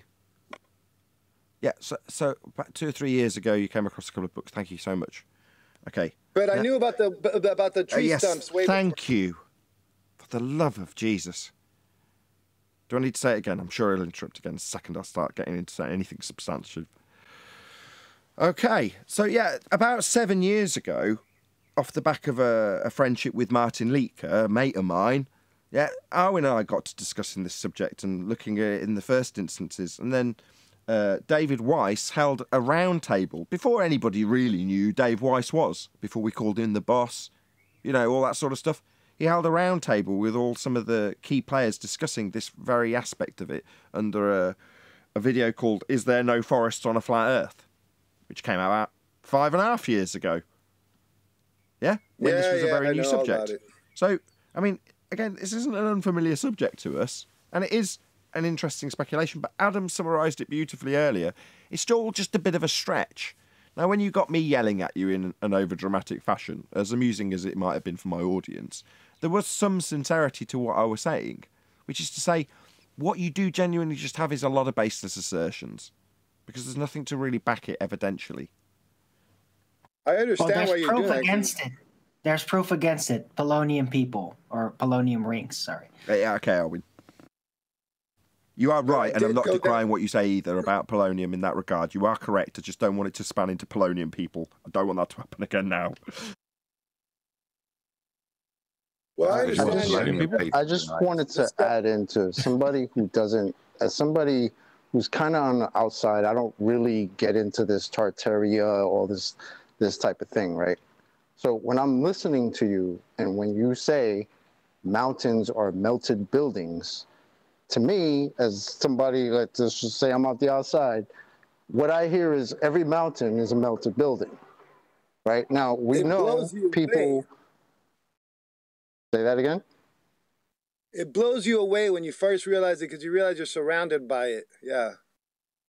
Right, but what I'm trying to get at is that what you're saying, or are you saying that is a possibility that some mountains did have buildings carved into them? Because we know that people carve shit into rock, right? That's a thing people do. We know that, right? But the way it sounds as though we've got this clear area, right? And then somebody creates a building with rock, and then somehow or another later on that rock turns into a mountain, right? Think of it this way. Think of it this way. Think of it this way. You make a stage. You build a stage. You build a flat stage, and then you bring the props. You bring props onto the stage. Well, this place used to be a flat stage, and they built props on it. They built structures on it, and the structures gathered energy. They dealt with. They worked in conjunction. They worked in conjunction with the physics of the torus. Ultra, could you answer his question? Because you're not answering his question. Are you saying his question is, you're saying all the mountains were structures? Saying this place used to be, it was complete. Like where I live in Riverside. All around me, there's these hills. They have yes or no question. I'm answering it, man. Is yes or no? All mountains are structured. Yes or no? But I'm trying to give you a little bit more on it. No. I'm surrounded by. You want to give me a long monologue, and we want a quick answer. I don't talk long. I make my points quick. I just want a quick answer. Yes or no? Yes. Sorry, no, that's unreasonable. I just want to thank Ultraviolet for his supreme consistency. Yeah, even the big ones, especially the Big Bear Mountain was a pyramid before. I want you guys to know that. You won't believe me. Can I ask a question now? Yes, go on. Hold on, Sasha, go ahead. Where we have, I know Chocolate's in the middle of something. I'm sorry. Just let me clear the airwaves, Sasha. Hold on, Sasha. I'm sorry. Chocolate, I haven't forgotten you. Yes, we will get back to you. Go ahead, Sasha. All good. We had, you said pyramids, buildings, everything. Where rivers coming from? That's a very interesting point. They had irrigation systems built into it. They took water from the lower table, and now those irrigation systems are what we call. Now those irrigation systems are what we call waterfall. Hold up, man! God damn it! Now they're called waterfalls. Sasha, you've got to let him answer. You asked him. Like Niagara Falls. Niagara Falls was they used to be buildings. God damn it! Great. I have another leading question. Okay, great. That means why now in this world we have the source of the rivers in mountains? Because of what I just told you. They built the irrigation system into the structure, so it took water from the lower table. That is melting buildings. You know how water came up from the lower table. It was built on the structure. If you watch a movie on Netflix right now called I Am Mother, watch that movie, and it's going to show you exactly what I'm talking about. They put it in the movies. They don't put that the mountains are melted buildings, but they put the destruction of the ancient world in movies all the time. Man, we have rivers or starting from the mountains. And you are saying the mountains are buildings. That means that all water was on the buildings. It's coming. Yeah, when they built it, they knew about how this plane worked. They were advanced. So they took the water from the lower structure. Really? The lower water, Really? The lower, Yeah, from the lower water table, there's lower water, right? There's a more pure water at the lower levels. And so they took water from there, they pumped it up into the building. Since it got destroyed, whoever destroyed it, it turned that into now what we call waterfalls. Like Niagara Falls, those used to be buildings, and they since it all got destroyed, they structured it so that it turned into a waterfall. They rearranged the plane. The whole world has been turned into a new plane, and they've given us a new version of our past. They give us we didn't have, that means we didn't have nature before. No, I don't know. I don't know all the answers, but I know that nature does grow on top of these buildings. Like if you go through the Amazon, you'll see pyramids. You'll see pyramids with trees growing all over them in the Amazon because those used to be pyramids, and they got trees growing all over them. Okay, we heard you. Go ahead. Okay, go ahead. Okay, listen. I live in California. I know where Riverside is. I've seen those hills, and I've even skied Big Bear Mountain. I didn't ski no pyramid, and those hills are hills. You're crazy. You know Paris? You are one. Paris? You are one. Hang on. You are one certified. You are one certified crazy fried banana yoga instructor. That's what you are. We need to call this Freaky Fridays. Yeah, well, I just want to say without, because I don't want to really comment on him more so than the overall problem. And the overall problem, one of the times that we can hold on, sorry. What I want to know is... I understand how annoying that is. Sorry, I'm looking for an ending, some more concise. Go ahead, Eli. You'll be in, I'm sure. Sorry. So, yeah, the problem is the same problem everywhere. These logical fallacies and the people that want to beg the question and take them down this mental rabbit hole that's going to lock them in some other poetic paradigm that is similar to the heliocentric one that we just left. Like they haven't departed from the illogical thought process that takes them into this delusion in the first place. And I wish that wasn't the case. And on that note, I'm going to say a huge, massive, enormous thank you to both Discord and Jupiter's panels for making today's after show possible.